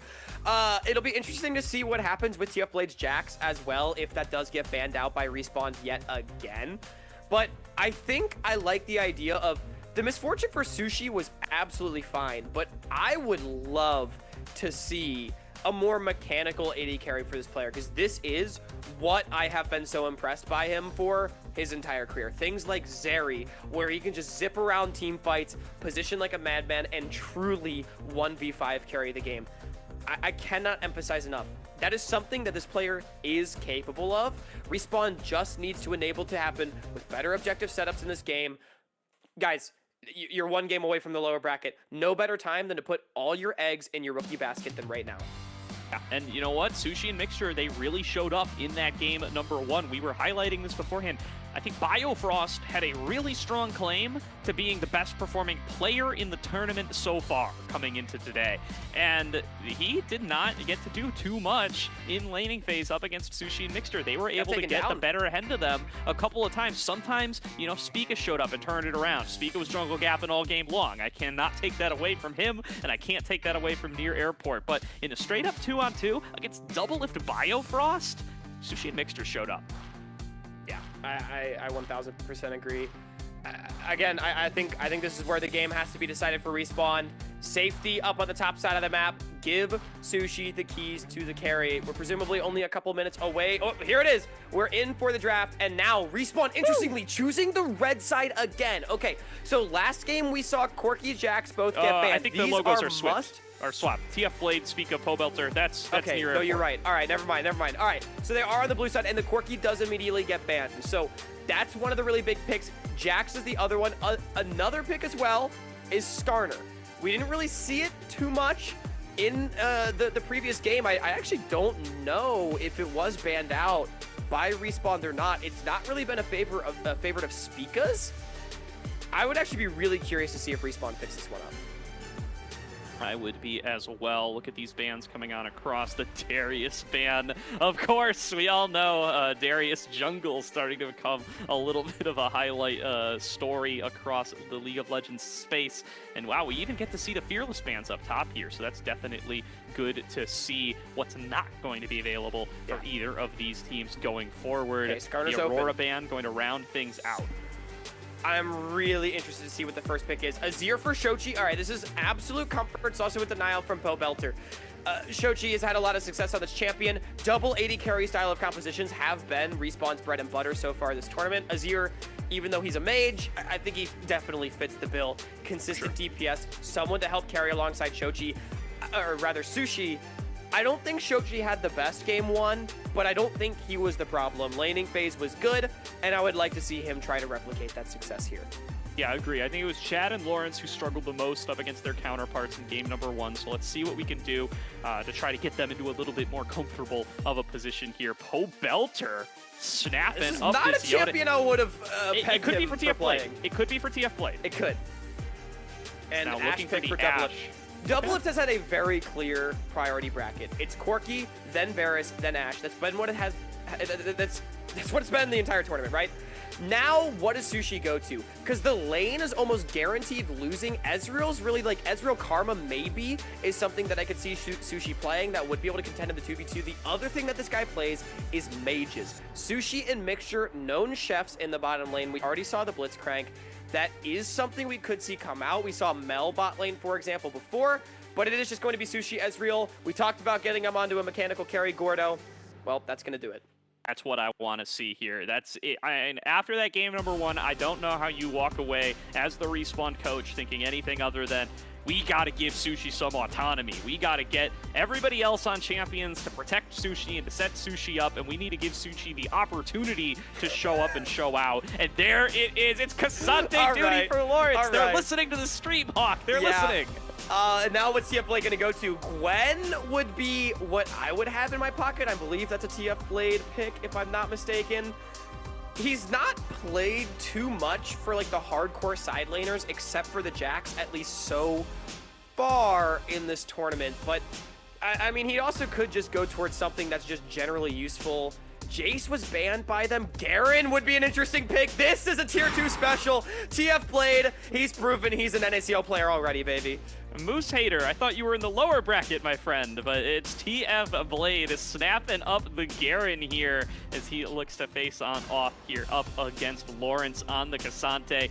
It's not going to be an easy task, but you know what? Based on how Ambessa and Rumble went, I think I feel a little better about Lawrence here on the Cassante. I'm gonna say, I think this Garen pick is bad. It's really funny into the Cassante, but it's best when you can rock up on an immobile 80 carry, press Stride Breaker and all of your buttons on them and watch them disappear. Sushi's playing Ezreal and Shochi's playing Azir. I don't actually think this is the Garen angle. At this point, I really just want to see things like Wukong getting banned out here by Respawn. I don't actually love the Ivern ban too much because they really need a diver that can go alongside this Yone and actually set up the Garen. I think Spica absolutely goes Wukong here if it's open. Like that, I would slam that immediately. Yeah, I would not mind seeing that one here. I mean, the Ashe gives you a little bit of non-committal engage. You could follow up with this Yone ultimate if you absolutely have to. And I mean, this does commit Pobelter to the Yone, right? The Garen locked in. It's not a support Garen. It's definitely going to have to be Yone in the mid lane, Pobelter piloting it, so we'll find out exactly how he's going to be able to perform up against Shochi's Azir here. Should have the range advantage, should be able to have a pretty solid laning phase. Yona ban. I mean, Spica surely just goes Wukong here, no? Like, I get it. I think they're trying to set up for a Rakan pick, perhaps, for a mixture, which I do think is pretty good here, but I don't know how to feel about this. Karthus would be a very ambitious pick. Yeah, I mean, it's definitely an ego pick. I mean, I know who am I to flame these guys, but it is I don't hate it. job. I think Karthus is fine. It just objectively is an ego pick compared to something else. Definitely. Okay, true. Rakan Okay, denial. they go for the Rakan. So that's going to be snapped on up here with the Ashe. So will be an Ashe Rakan bot lane and a chance for a support response here from Mixture. Again, Sushi Mixture doing really well. I guess mean, you could just just Cow. go. The Braum and the Karma are the default duos, but they're both banned away. I think you go Cow here if you're a mixture, or something we've not seen. Like Nico could maybe be an option here for mixture. That's something he's got up his sleeve. Elise, I would give mixture my Elise card, as J4 is going to be the lock-in for Chad. Early game playmaking. I think the J4 pick is fine. I don't really know how to feel about that one. I would still Chad think champ. there are stronger options, but I don't hate it. Yeah, it's a champ that Chad has really kind of made his career with, a bit of bread and butter for him. He's Come on, go definitely Elise. always been one willing to pick it up. Ooh. That's also a mix pick. Mix has got a great setup. He played this a lot on Lotus with Psycho. All right, we get the Nico instead. I call that one out. It's a good pick. I think it's really solid here. Provides a lot of range, damage, also winning 2v2. Again, you need the young guns to get the advantage into Double Lift and Biofrost. They struggled a little bit in the lane last time, but ultimately still found themselves in a really good position in the game. And R5 Nidalee now to try to facilitate a very high-octane near airport comp. Wow. I mean, Spica says to hell with it. There's enough engage here with the Rakan and the Ashe and the Yone. I am looking to snowball this game. I slammed everybody from the jungle position on the Zyra in game number 1, and I'd better do it again, otherwise this Nidalee is going to look real silly about 30 minutes from now. So all in on the early game snowball from near airport. Garen Nidalee in a comp game. What more can you ask for? Yeah, I mean, I feel like the shoe's on the other foot this game. Near airport, now they're the ones with the hyper-aggressive composition, right? Spica has literally said with R5 Nidalee, hey, I'm going to try to put on another MVP performance, and Chad, you're not going to be able to stop me on this Jarvan. The question is going to be, how well can the team as a whole stop them? They'll have a winning mid lane matchup with the Yone into the Azir, and also winning top lane with Garen into Cassante. However, Ezreal Nico in the bottom lane for Sushi and Mixture. They should be able to dictate that 2v2 and really good team fighting on the side of Respawn right here. I think it's a pretty hard game to play Garen and Yone in the team fights if they're not ahead. But hey, if Near Airport is able to get ahead the same way they did last game, maybe they'll just be able to pull out on top anyway. Yeah, and I'm going to be honest here, Hawk. We've already been stamped with the Near Airport haters label at this point. We've been pumping up Respawn so much. I'm a tier 3 homer, and I will happily hold that. Yeah, no, 100%. These are the guys we cast day in, day out, week in, week out. I don't like this Nidalee pick at all. Like, it's the fact that they have pushing lanes is not enough. It's so hard to actually make use of them on this Nidalee. You want a sitting duck target on the Nidalee that you can go in and gank and kill. Who is that on Respawn? Cassante's undiveable. Azir's very difficult to dive. Ezreal has Arcane Shift. Who are you going to get? Who are you going to kill as Spica? I'm amazed Spica didn't go Wukong here. Let's just say that, because it's also a great matchup in the J4, by the way. But yeah, I mean, again, I think it's an ego pick. But Spica, if anyone's going to back it up, it's him. He definitely showed that he was the best player in Summoner's Rift last game. He can do it again. I am in agreement, though. I think Near Airport's composition is really hard to execute at a high level. And, like, if it does not get going, I think it'll fall flat on his face. But if it gets going, it will steamroll the game. So that's why I don't want to call Respawn as the winners in draft. Because, like, if Near Airport gets a lead, their champions will just kill everybody. That's a tournament stat, by the way. That's from below before me this right last now. game. From before this last game. Yeah, that is not this last game. That is all of the games this tournament so far prior to today. So it's not wrapping in his UCI games earlier. You know, we were here on the previous series. I have no idea what the UCI games looked like. All I know is Near Airport won both of them. But Spica had a ridiculous KDA coming into the day, and I have a feeling that Zyra performance just made it even more ridiculous. I was about to say, like, something tells me Spica has been like, wow, I've had 3 heaters in a row. Guys, I'm going Nidalee in this 4th one. Come on, give it to me. And shoot, they're 1 game away from a best of 5 to promote into the NACL. But again, look at that for Sushi right there. 1 death per game, 12.3 KDA. He is the one that the team needs to rally around. The youngest player on Summoner's Rift. If Respawn is going to stay in the upper bracket, it all comes down to him. Absolutely does. And you know what? One more point here about that Nidalee, Hawk, is that this team has cursed themselves a little bit by default. So you do understand that this is, by definition, NA Nidalee. It is NA Nidalee. It's tough. That's a tough label to put on yourself. I definitely we'll see. I have an award I like to give out. I already referenced it actually with the Elise card for Mixture. Let's see if Spica gets my Nidalee card. I've given it out to a few junglers in tier 2, tier 3 over the years. You know, guys like Dardoch being one of them. Spica absolutely has the individual skill to presumably deserve it. I do still need to see it happen, because if this guy goes 0-7-2 this game, I'm revoking that thing real quick, all right? Like, he's not getting it back. Definitely. So we got a little bit of a pause as we've loaded up into that game. So we'll have a little bit more time to chat about the compositions before we get out on to Summoner's Rift. But Hawk, looking at what we've got here, it's a big opportunity for Respawn to kind of redeem themselves a little bit, right? We pumped up this team so much, and they disappointed us coming into game number 1. But I think they've got some real comfort picks for themselves here. I think not only are these champions that don't have to be the main characters of the game for Lawrence and Chad after they really struggled in game number 1, but they're also very comfortable picks for these players. Lawrence has played a million games of Cassante, as every top laner in the world has at this point. Chad's bread and butter for forever has been that Jarvan 4. He's been willing to play it in pretty much every meta for most of his career. These are strong picks that they are used to playing, and they're going to look to just round out a very traditional team composition for the rest of Respawn. And Gordo, I think I want to add some sauce here, because I'm going to come out and say, I think if Respawn cannot win this game with this composition, I'm not sure if they are a promotion caliber team. They will definitely deserve to go to the lower bracket, and I don't think I really favor them to come out on top, which already was, you know, the case, right? We were expecting them to be the 4th best team in this tournament, but I really think this has to be the game where you show that you can get it together as 5, you're not going to get hands checked by some of the goats of NA, and you can play together. Because I really do think this is a composition where they've basically gotten everything that they've wanted, and they just need to have it all, you know, come together on the Rift. They definitely do.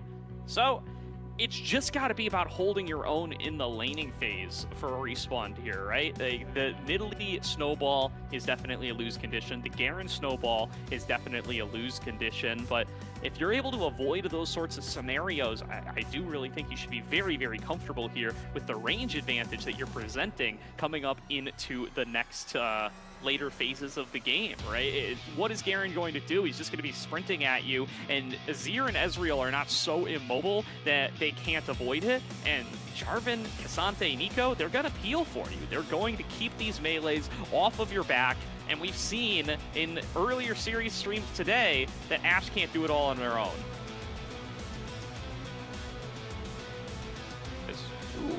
Wonder if we've lost Hawk entirely there. Hopefully he will be able to come back here very, very soon. Saw his video feed cut on out, so hopefully we'll be able to get his audio feed as well. But you can see Sushi kiting on out here up against Double Lift, doing a really good job of being able to pump out as much damage as possible, but Pelter with a flash in to cut him down, and that's just how a lot of these plays played out. I think Sushi individually looked quite strong, but the overall team advantage was just too much, and Chad's showing off a little bit of the smite mechanics there on his seal as well. So should be able to gear up here before too long.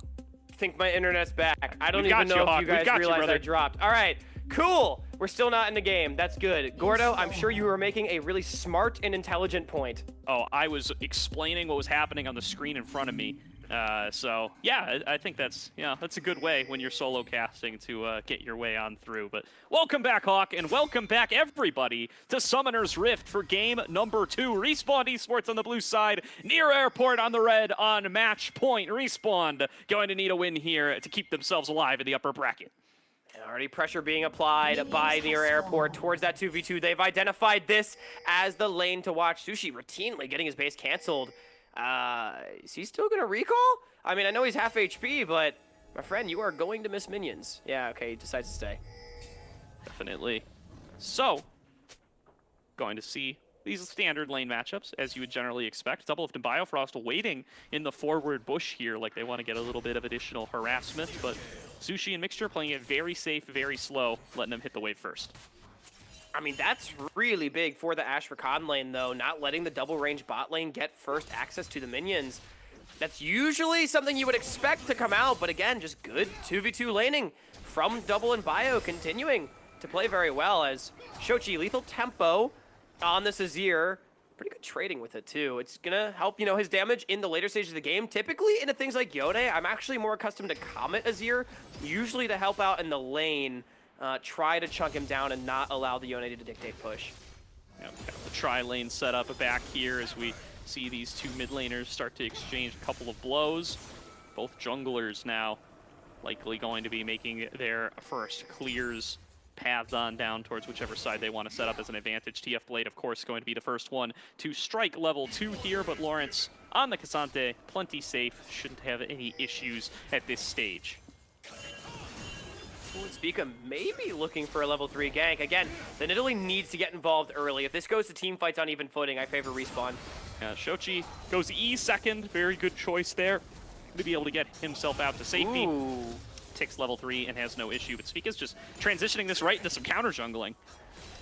Yeah, all right. Well, that's the aggressive mid-jungle 2v2 that we wanted to see come out. A good deep ward onto Chad's blue buff means that Spica was well aware of the clear, and again, there's a Nidalee card on the line. It's like a library card. You got to renew it every few years, and so far, Spica, if he denies their red buff as well, that's a pretty huge advantage early on. Chad missed a smite. Oh, Chad, just a little slow on the smite there, or a little fast on it, rather. I think he got it out, but left it with a couple of HP for Spica to be able to clean on up. So Spica gets away with the 3-buff start. He's already back on his own blue buff, and he is off to the races. Yeah, and I think that's partially only possible again as, hang on, Shoshi making a big trade. Yeah, trading No back kill and for forth it. here, All right. getting Pobelter a little low, but don't think there's any risk of death here.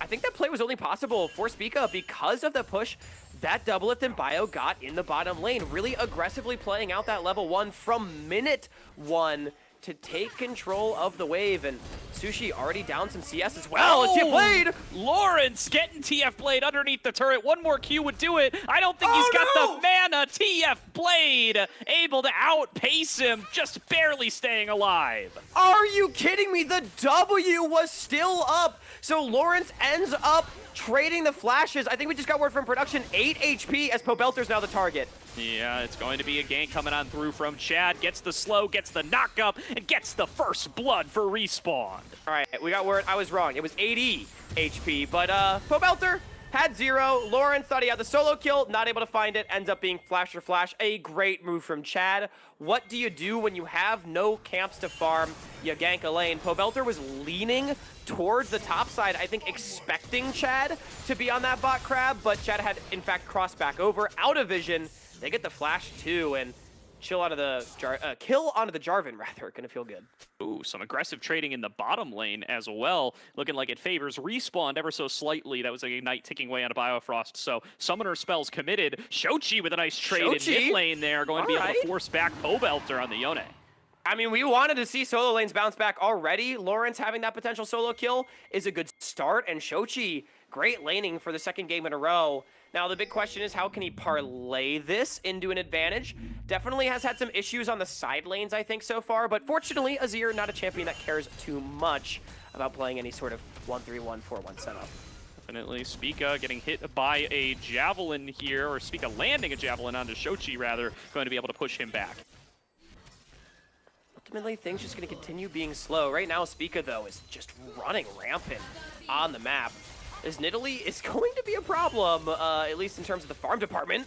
Oh, Shochi nearly going to be able to take down Pobelter there, but Pobelter might die stepping for it. back to be able to avoid the Emperor's Divide, and Spica looking to clean house, flashing Oh over, my God! but predicted by the Javelin. Spica calls out Shochi and takes him down. Spica is out of control this series yet again. Are you kidding me? He could immediately parlay that into the Void Grubs. The question will be, what can Chad find in the bottom side in response?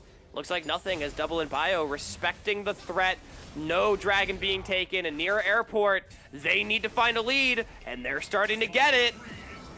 Pobelter looking like he's still got it here as he shows off in that one-on-one, backstepping the Emperor's Divide, staying alive, baiting Shochi to overcommit and eventually give up that death to Spica.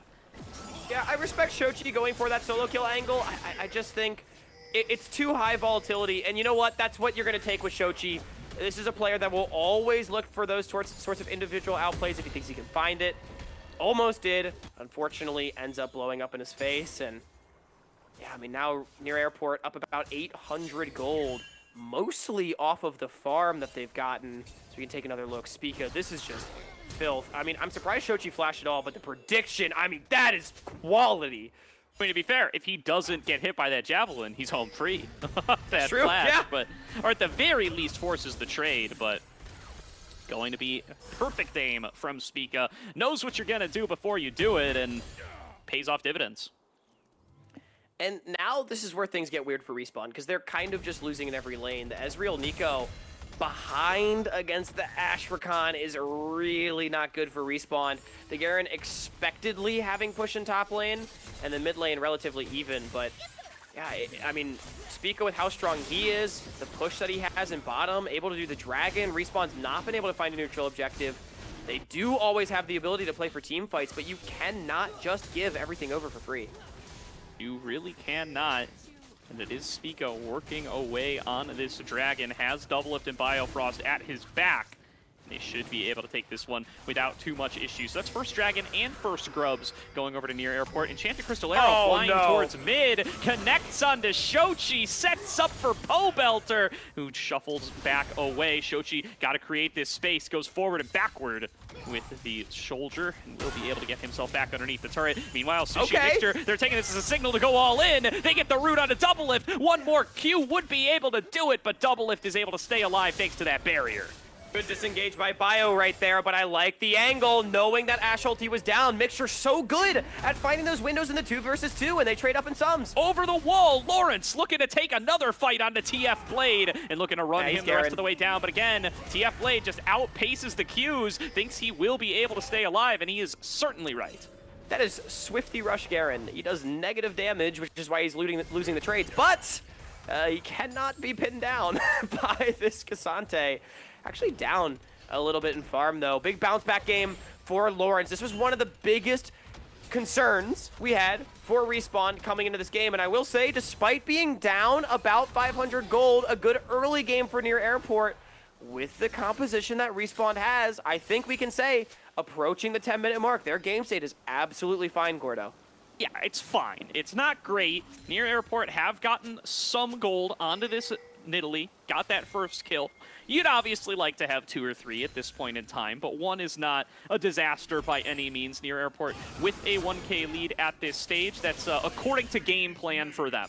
Yeah, I do think it's quite big that Shochi actually lived after that Ashe Arrow. I think he's supposed to die, but Spica was a little bit slow on the rotation, and Pobelter just didn't quite have the damage. And that was a lot of cooldowns committed on a good play from near airport that just didn't quite really get them anything. And so I think Shochi may be wiping the sweat off his brow for that one and keeping his team in the game. And we'll see another one. Another Enchanted Crystal Arrow dodged away from this time by Shochi. It flies right past. I mean, if TF Blade were on Respawn, that would have been sick, but he's not. And so it passes right through him. Nice footwork by Shochi to avoid the same fate a second time. So she's still struggling to close the CS gap. I am very surprised at how little push Sushi Mixture have had in the 2v2. I mentioned this, though, as being sort of the weakness in Sushi's game was, you know, really contending for that push. At the very least, Chad, with the, I'm surprised I'm saying this in this matchup, push he has in top lane should be able to take the Void Grubs away. So a neutral objective at long last going over to the tier 3 representative here. Yeah, Shochi and Pobelter going at it a little bit here, and Sushi being set up to be dove upon, but here comes Mixture arriving here in the form of Chad. Will have access to the ultimate. They get the root on a Biofrost. Space created by Shochi, and there is the knockup coming on through. Sushi got to create some space, but is executed down by Spica, as it's now Mixture left alone in the 1 versus 2. It ends up as a 1-for-1, but Sushi is denied all of this farm, so it's a win for Near Airport. Yeah, I think it's fine across the map, though, because, again, Chad Jungle took that timer to do the Void Grubs, loses out on a couple camps. Spica continuing to be the MVP of this series. It's not really particularly close either. 2-0, 100 CS. When is the last time you've seen a jungler go 10 CS per minute nearly? This is a clinic right now from the former LCS MVPs. We can take another look at this. A bit of indecisiveness coming out from Near Airport. I think they might have thought this was Jarvan for a second, or maybe it was just a good route from Mixture that caught up Biofrost, but I mean, just out of resources was the Ezreal. Spica could follow through, knowing he had the tankiness to do it. If they thought it was Jarvan for a second, this is another first for me in this series, which is Nico passive actually doing something. Really nicely done by Mixture there, and a great snag. There was just hesitation on that dive. I don't know. I don't know if they were afraid of Nico or Jarvan or both, but yeah. Definitely. So nice snag on the root. Really slows the play down, forces Biofrost to take extra shots. Certainly wishing they could have given that kill over to Sushi, but they'll take it for the time being. And Sushi continuing to hold it down here in this 1-on-2. Definitely falling even further behind, though, as he loses out on so much of that wave. And I will say, keeping track of feats of strength, it's 2-2 right now for our teams. The feat of warfare yet to be claimed over 12 minutes into this one. Objective feat likely to go to the way of Near Airport because they're only 1 away with Dragon spawning soon and pushing bottom.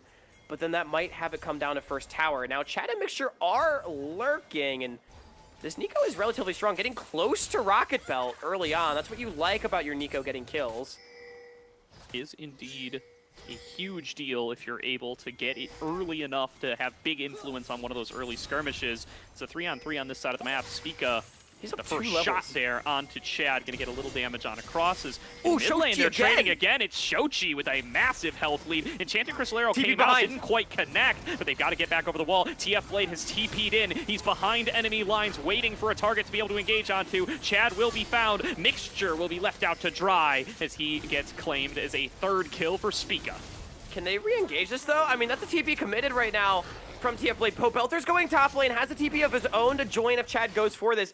Don't flip this, Chad. It's not worth your life. Oh, he's getting in there. He does get the dragon, and he gets out. Chad is the jungle smite king this series. What? He doesn't get a lot of opportunities to do it, but when he's done it, he's come out ahead of Spica. Chad both should not have been able to outsmite an Italy Q smite, and also should never live for that, even though he has flash. That was highway robbery, and actually a really big take. Again, denies the objective feat here for Respawn, or rather for Near Airport, and picking up a dragon such that Respawn rather has more time to scale into this game. Nicely done. Shochi gets silenced and steps back to avoid the javelin. Good presence of mind there. Keeps him alive, but he's still too low on HP, and it's still an opportunity for Spica to take the top scuttler. And this is some of the first bit of restraint I think I've seen from Respawn this series, and it's very intelligent. Mixture's cooked, just leave him, give up the kill. Chad does something diabolical at the end of it, but even if you give up this dragon, like, I think it's fine for Respawn because they're not losing a major fight, and they got Garen to commit downwards. Getting the dragon makes it hella worth for them. They lose the feat of warfare, they deny the objective feat, and now Mix is dead. He might be. He did get hit by the spear, but he is able to create some space, fall deeper into the jungle, and it's too dangerous for Spica to chase further. Shochi's got Emperor's Divide. He would sneak up behind you and shuffle you back into the team. Dude, the way Mix contests vision, like, gives me heart palpitations, though, as a tier 3 fan. Like, just wait for your team to get pushed, man! Oh, my goodness. Able to get away for it. He's gonna be fine. And the game continues to be relatively in the balance. NA up 2K. But again, I think given the compositions, this is a manageable deficit for Respawn. I agree, but Near Airport certainly still having things go according to plan, and Spica has been flawless, I think, throughout this series so far. So unless that changes, this 3-kill Nidalee going to be a real problem. And as long as he doesn't get griefed by the rest of his team, he could very well carry this game. So I still am eyes on Spica to either make a mistake or to continue as he has been doing and likely leading in near airport to a larger and larger lead. Eyes still on this Feats game as well, as it is very, very close. Neither team taking first turret yet, both teams on 2 objectives. I think near airport should get it now. They're bringing their jungler and support down towards the bottom side. Herald up on top, though. Respawn with actually a lot of control over this topside river. I think NA is falling a bit behind in tempo right now. Indecisiveness, perhaps, looking for their bottom lane tier 1 and then opting to recall instead. I think they lost, honestly, quite a bit of control over the next neutral for that. Absolutely, and now it's going to be Lawrence holding on to this turret down on the bottom side. Pings are in and around the Rift Herald, where Respawn is stronger right now, but Spica is en route, and Spica is still absolutely massive. It's a pretty far up push from Shochi, but he recognizes the situation and backs away. I think Shochi's having a really great game so far. Again, asking the solo lanes to bounce back. Lawrence is completely even in top lane 1v1, and I think Shochi has done a great job drawing pressure this game. Only the one death that was, I mean, definitely an outplay by Spica, I think it's fair to say. Now Herald starting up. Shochi's going to need to be big. Level 12 on this Azir. Sushi good flank on the side. Same with Mix. Eyes on Spica, already starting to land some of these javelins. There's going to be the lockdown from Mixture, gets the root as well. True Shot Barrage comes on across, and here's Lawrence to the scene. But Spica's already flashed back away, and Mixture's already been taken down. Lawrence now going to be the next target getting focused. He all outs into the back line, trying to get Spica as low as possible, but he will be dropping as well. And near airport, just get handed a fight on a silver platter. They take it 2-0. And they lose the first turret as well. That's so big. As I mean, I think it was Mix just felt like he had to make a play, but ends up just dying. 4K gold now in the advantage for near airport. That is a huge fight win, and we were talking about manageable lead for Respawn just a few minutes ago.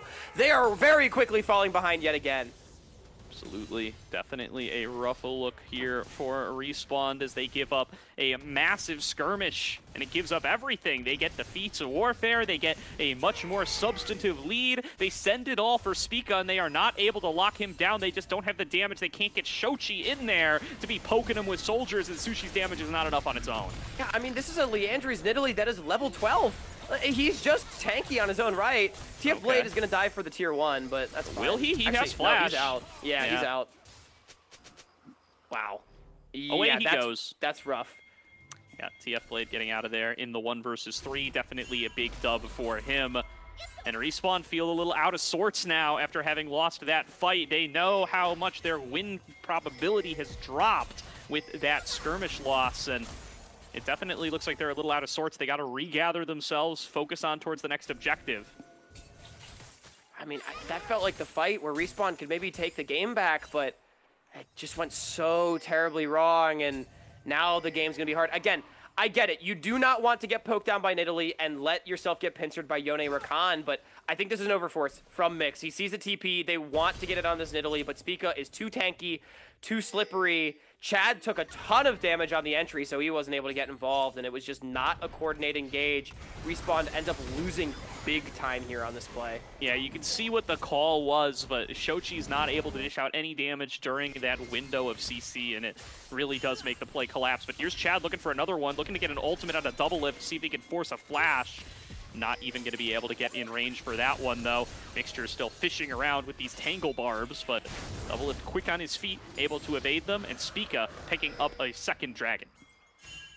Gordo, we are definitely getting to the point in the game, nearly 20 minutes in now, where I'm looking at Sushi and Shochi, Azir and Azrael to be the giant carries. They just have to be, because the team is now falling behind. They have to show why they picked this team fight composition around them near airport with their lead. It's up to them now to continue snowballing, as I think we've hit a bit of a pause. Does look like there has been a pause here, so we'll get back underway as soon as we possibly can. So both of these teams waiting out for just a little bit longer until we can get whatever is the issue resolved. Yeah. It's a tough spot in this game. I mean, it's crazy how quickly we went from manageable deficit for Respawn to massive lead for near airport. I think so much credit needs to be given to Spica again, as well as the rest of the team, for how they've been able to play that out, their poise in the defining moments. That's the difference between tier 2 prospects and LCS champions. We saw it in that play. Absolutely. Here is, looks like we're already, oh, this is a replay. So looking at, I think that was Chad's steal. No. Now we're getting back involved into the play and seeing how Spica was able to outplay that last crucial team fight. Yeah. I mean, dude, Spica, he's on a heater. Gordo, 20 minutes in. Are we giving Spica an Italy card? Because I would say resounding yes, but I need a cosigner here. No, yeah, I'll co-sign that all day, all night. I think this play alone was... That was sick. That's Yeah. that's some Italy reps right there. He knows, he's made this gank enough times, he knows where mid laners flash while they're trying to get away from him, and just fully calls out Shochi there. Yeah, absolutely. I mean, having a great game, and Gordo, I don't know. I feel like there's not too much to talk about in terms of the game state. We're just sort of waiting with bated breath. Maybe we can go back over some of the stakes of this game. Again, upper bracket round 4. Winner of this goes to a best-of-5 series to make the NACL. No ifs, ands, or buts about it. This is step 4 out of 5 to make it through the upper bracket. Loser goes to the lower, where they will, at the very least, have to go through the Citadel as well as others to potentially make it to the NACL. Expectations are both of these teams should be in that mix. Near Airport, considered by many to be one of those top 3 teams, definitely proving it here in the series so far today. Respawn, the looks from them hasn't been quite as convincing. Yeah, and it's a pretty clean route as well, right? Ducky Getter's already up 1-0 over the Friendly Fellas in their series that's going on right now, and whoever ends up winning that series will face off against the winner of this series. Yeah. We are getting word, by the way, on the pause.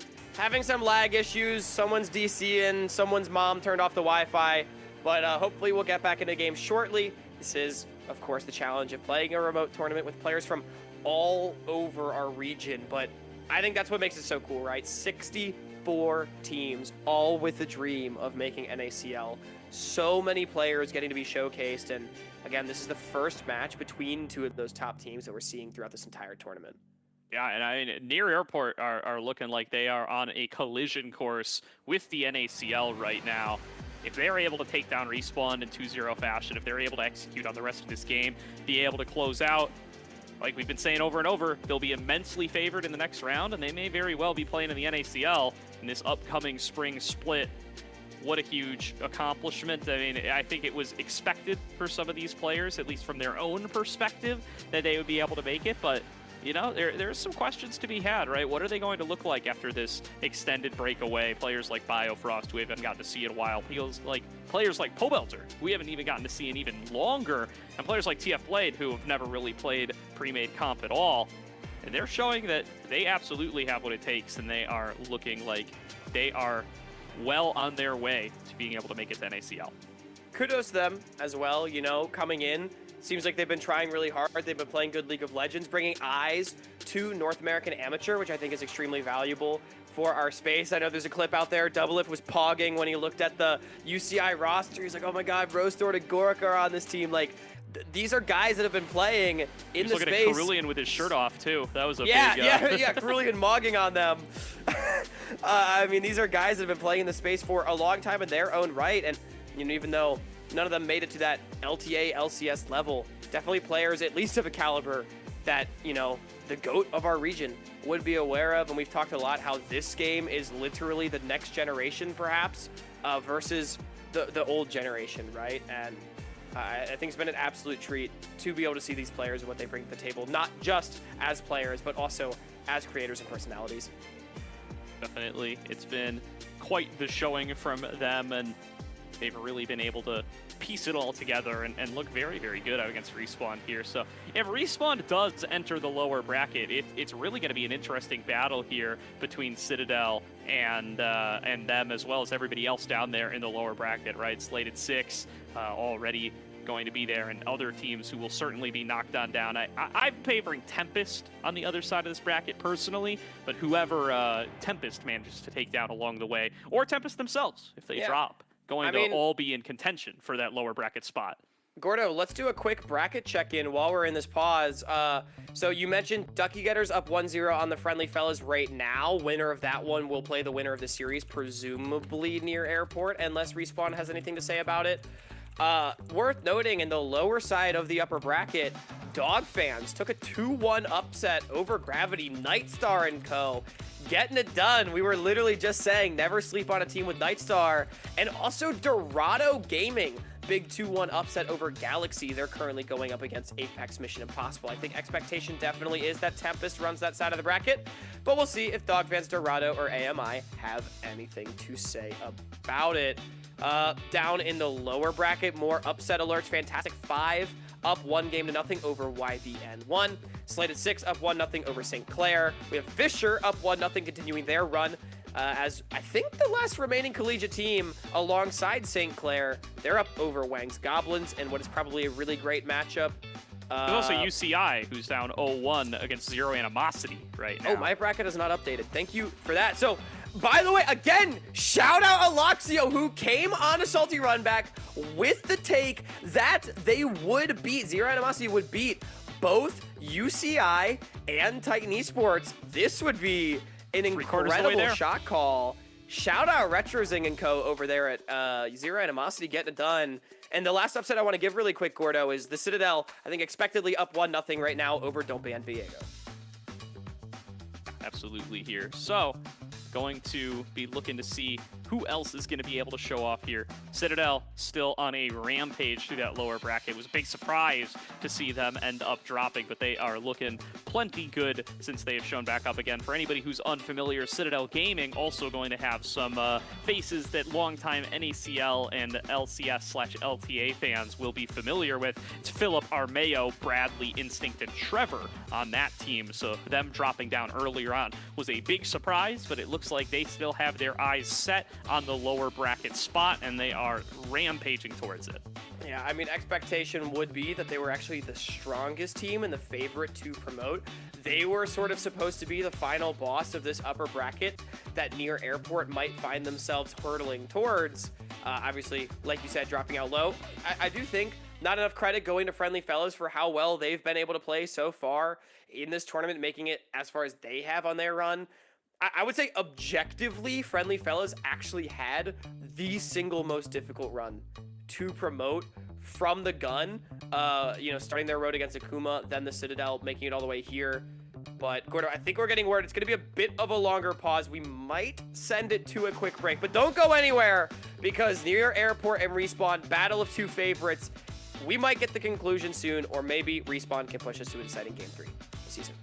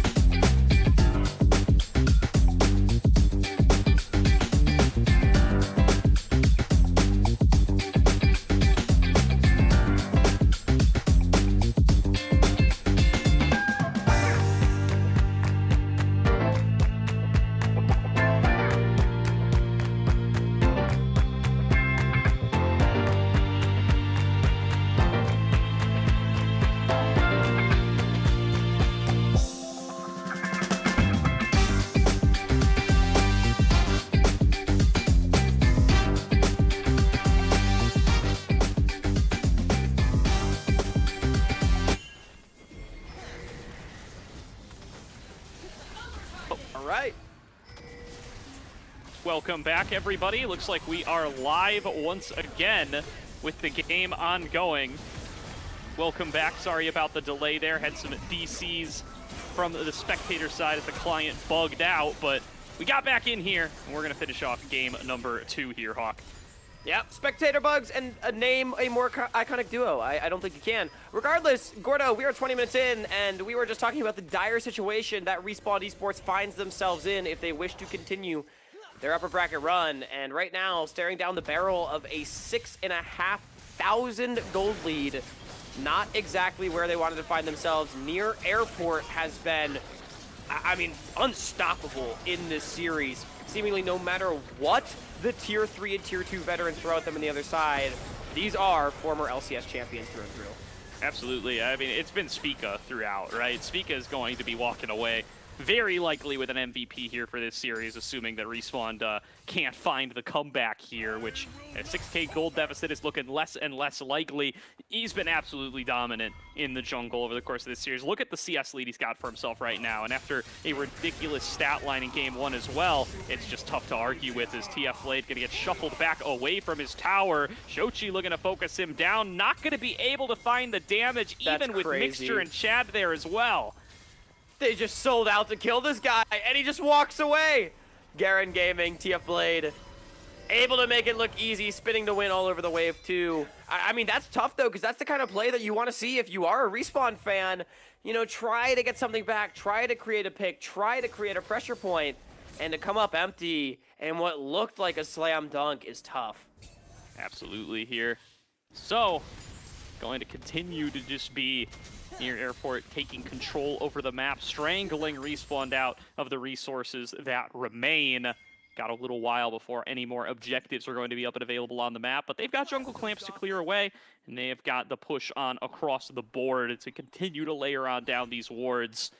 Going to be about 2 minutes on the next Jagged, about 3 minutes on the next Baron, and that's what we are on the lookout for. Yeah, I mean, you have to start thinking about how can Near Airport even close out this game with something like a Baron, right? Look at how well they're advancing their vision line forward. Biofrost waiting until Doublelift's got push on the wave, knows he's got the mobility of the Rakan to always bail him out. Slowly just pushing Respawn's line of control back away from this river. Not allowing them to be able to walk in and really contest for any neutral objectives when they do spawn. Definitely here, as there are going to be pushes coming in across the board. This just a full frontal assault here from NA. They're keeping up on the side lanes, going for the classic 1-3-1, looking for a pick if they can find it, and keeping the pressure on. A summoner has disconnected. Does look like there's indeed going to be a little bit of leftovers from earlier pauses here, separate from the client issue we encountered, but Pobelter getting a little bit of trade there onto Chad will be able to keep his distance still. Yeah, I mean, Near Airport right now just doing a beautiful job. Again, they're just slowly advancing forward. Respawn has no defense whatsoever. I think they need Shochi to be in mid lane to clear out waves against Doublelift, because we're seeing that, you know, Ezreal just doesn't have the wave clear as Chad. Yeah, there's going to be a nice aim of the Enchanted Crystal Arrow, and they will be able to get Chad there. Oh, Mixture comes in with a big multi-man knockup, but it's turned right back around by Near Airport. A double kill, a double lift already. Lawrence goes into the all-out form, trying to hunt down Pobelter on the opposite side. Sushi is slowed up, though, and nearly taken down. It's shutdown gold to Sushi, but Doublelift is still rampaging through the fight. It's a quadra kill to Doublelift, looking for the pentakill. Can he find it? He cannot. Wow, Near Airport, just a beautiful fight right there. They are way too far ahead. It's nearly a 10,000 gold lead. Make it a 10K gold lead once the Tier 2 tower goes down, as multiple multi-man ultimates came through from Respawn, but they're just not able to all go together. First it's Chad that falls, then it's Mixture, then it's Shochi and the rest of the squad on the back line, with only Sushi being the survivor. This game looking out of control right now in favor of Near Airport. Definitely, as now here comes Chad moving forward on towards Pobelter, going to be finding the knock-up. Sushi looking for additional shots, will be able to find it. That shutdown gold to Chad. Respawn trying to take members off the map, trying to make the picks and trying to find a foothold in game number 2. Yeah, I mean, nicely done. That's the kind of stuff that you have to be able to do if you're going to stay in this game, but that's the Dragon Soul point going the way of Near Airport.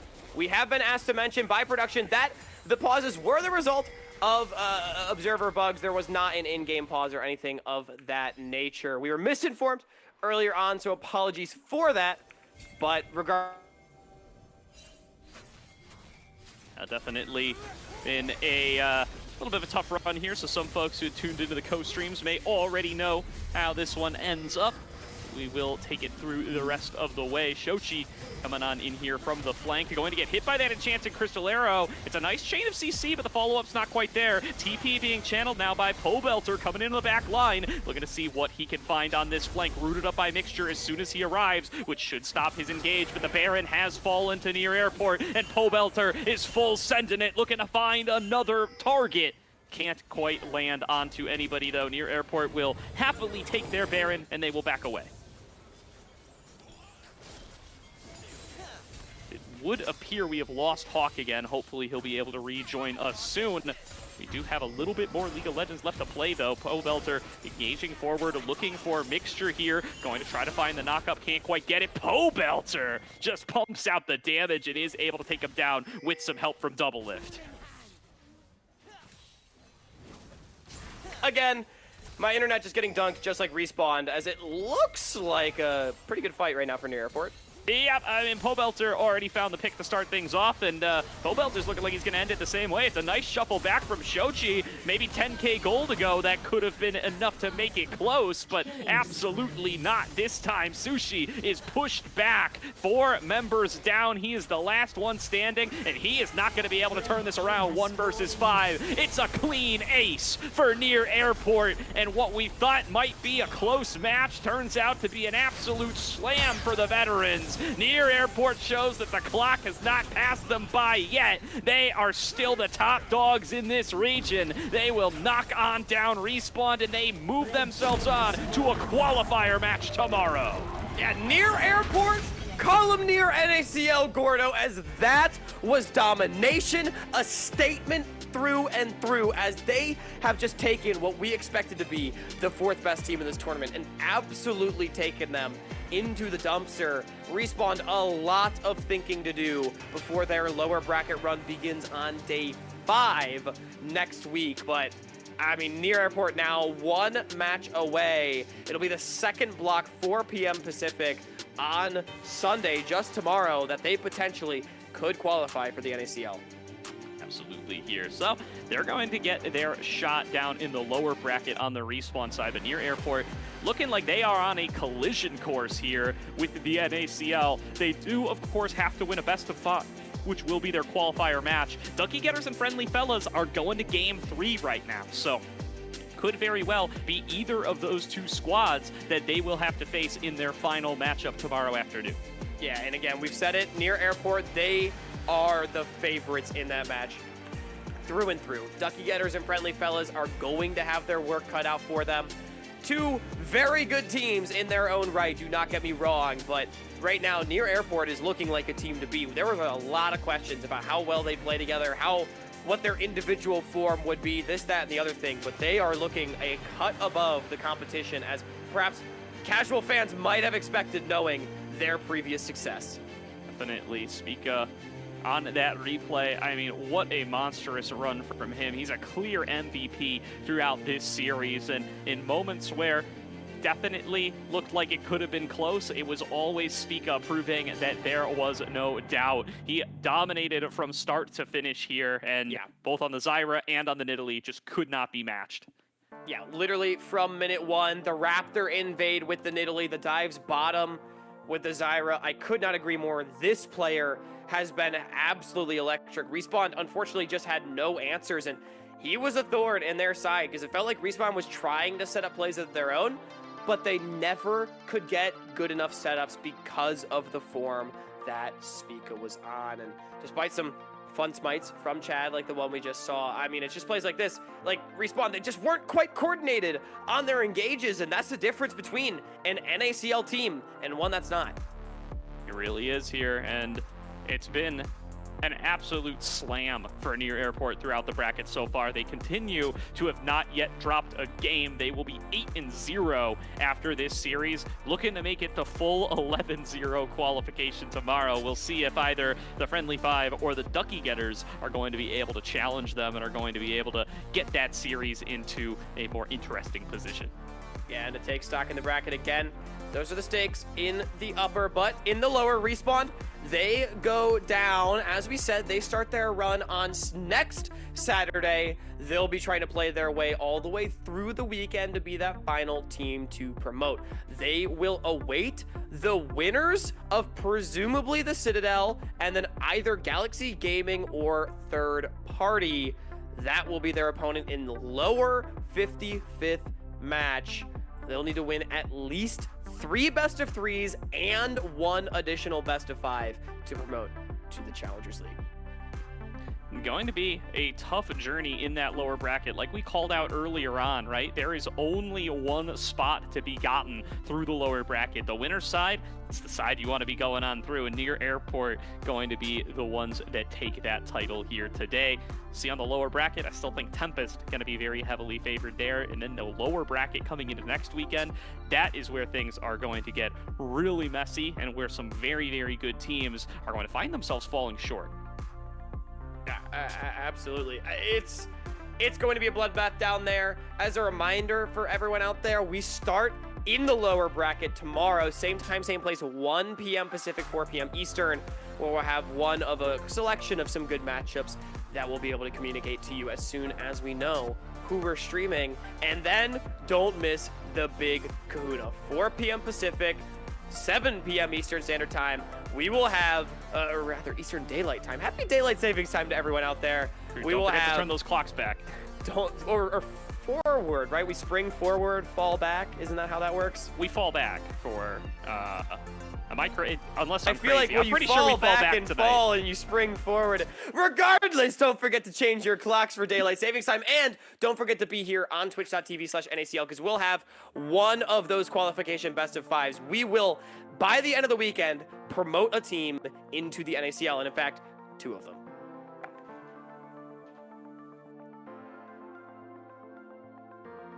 But I believe we have, if I'm not mistaken, I think we have our MVP B-roll still to go through. Okay. Gordo, to the surprise of nobody, Oh, it's Spica. It's Spica The all MVP the of this way. game yet again. Definitely. Let's check on out some of what Spica has to offer us. Is tremendous game there from the Zyra, a tremendous game from the Nidalee, and just came on out on top the whole way through. Spica going to be a clear MVP in today's series.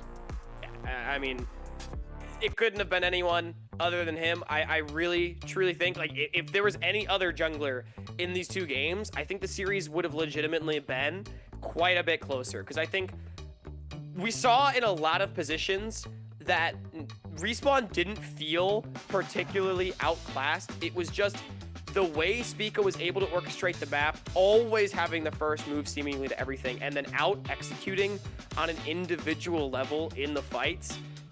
It was just overwhelming. Completely was here, and that is going to leave Spica with a crown on his head and another win in his belt. He is ready to move on to the NACL and has only 1 more series left to go. But that is going to do it for our time here on the NACL broadcast. Hawk, it's been a pleasure hanging out with you today and hanging out with everybody at home for today's 2 series. It's not over yet, like you said, going to continue heating up into tomorrow, where we will qualify our first 2 teams to the North American Challengers League and complete the upper bracket with only lower bracket next to go for next weekend. Oh man, there's so much action still to be covered. I can't believe we're only halfway through this tournament, and yet I think we've eliminated now 24. No, we've eliminated, I think we might be down to the final 16 even in the lower bracket. I'm trying to remember. I was going to say, they played 2 rounds of lower bracket today. By the end of today, we'll be down to the final 16. I don't think I have any major match updates other than that the Fantastic Five has taken the 2-0 over YBN1. I think that's the only one we've not gotten to. So shout out Fantastic Five, continuing to absolutely sprint through the lower bracket. That's the Coal Throw team that always kind of crops up every single year. But as we've mentioned, same time, same place tomorrow, twitch.tv/NACL. You all aren't going to want to miss it. Gordo, it's been an absolute pleasure today. Absolutely has, Hawk, and spring those clocks forward. I did a little check in the background. This is why you never do math on cast, and that includes time math. Come on, Gordo, you're the old head here. You're the guy that actually like had to have changed his clock growing up or something, right? Like, come on, man. Yeah, I did have to do that sometimes, but like that was somebody else's responsibility. I'm not that old, Hawk. I'm not that old. But thank you, everybody. Turn those clocks forward. We'll see you back here tomorrow, and have yourselves a fantastic evening. Forward from Tub, he's looking for the fight. They gotta keep Bio safe. He flashes back away, but the Ignite is ticking, and that's gonna be a kill over to Redemption. Hub flashing in, getting on top of Enthralled, but Enthralled able to evade it now. It's a double kill to Redemption. Vacant stays alive, dodging the skill shots, and it's gonna be 3 in dominant fashion. Coming through for the Ducky Getters. Yeah, easy double TP into the base. The Ducky Getters, they have come out the gate looking real strong with some signature picks. And Slated 6, they're definitely going to be back to the drawing board for game 2. The drawing board, erase everything you've got here already. Hiccups not playing, it's still Redemption, and they look as dominant as they looked against those bottom seed teams. The Ducky Getters looking to stat pad, looking to take it. I don't think Slated 6 are done down here quite yet, and neither is Vacuum. Just making his way down here to see if he can have a little bit of influence. Hub hovering very close here, going to get hit by those roots, and now going to be pulled on in. Hub about to drop as a successful gank from Vacuum pushes the Ducky Getters into the lead. Yeah, I mean, that was just... Ward in position inside the Ivory Brush, trying to look for a victim to be able to hook on in. Tub just going to send it here, gets it onto Vacuum, but he does have Redemption again, the item and the player, to keep himself safe. It's going to be Tub forced to retreat as he loses so much of his health. A Glacial Prison connects onto RJS, but that's only to facilitate the retreat. They've lost too many health bars already, and over the wall comes Draco, taking down Tub and looking for more. Hub is going to join his lane partner for a double kill over to the Camille, and they're going to look for even more on the dive. Redemption able to keep tanking on up alongside that Trigger Seed. Calculus looking for the knockups, but Daisy's got knockups of her own to hold Bio and Calculus at bay. Ducky, they do both back away. What I will say is really great trading from TF Blade. Here comes... Alright, okay, Lawrence can trade it back. That's a overheating rumble. Shochi, or rather Sushi, may have gotten the kill onto Biofrost, but we talk about the 2v2 as here we go! Wow, breaking out the top lane. Lawrence finds himself isolated up against TF Blade. TF Blade already level 6. Should be able to win out on this one. The outplay in the mid lane. They're trading again. It's Shochi with a massive health lead. Enchanted Crystalero came out, didn't quite connect, but they got to get back over the wall. TF Blade is TP'd in. He's behind enemy lines, waiting for a target to be able to engage onto. Chad will be found. Mixture will be left out to dry as he gets claimed as a 3rd kill for Speaka. Can they re-engage this though? I mean, being the survivor, this game looking out of control right now in favor of Near Airport. Definitely is. Now here comes Chad moving forward on towards Pobelter, going to be finding the knock-up. Sushi looking for additional shots. Will be able to find it. That shutdown goal to Chad. Reese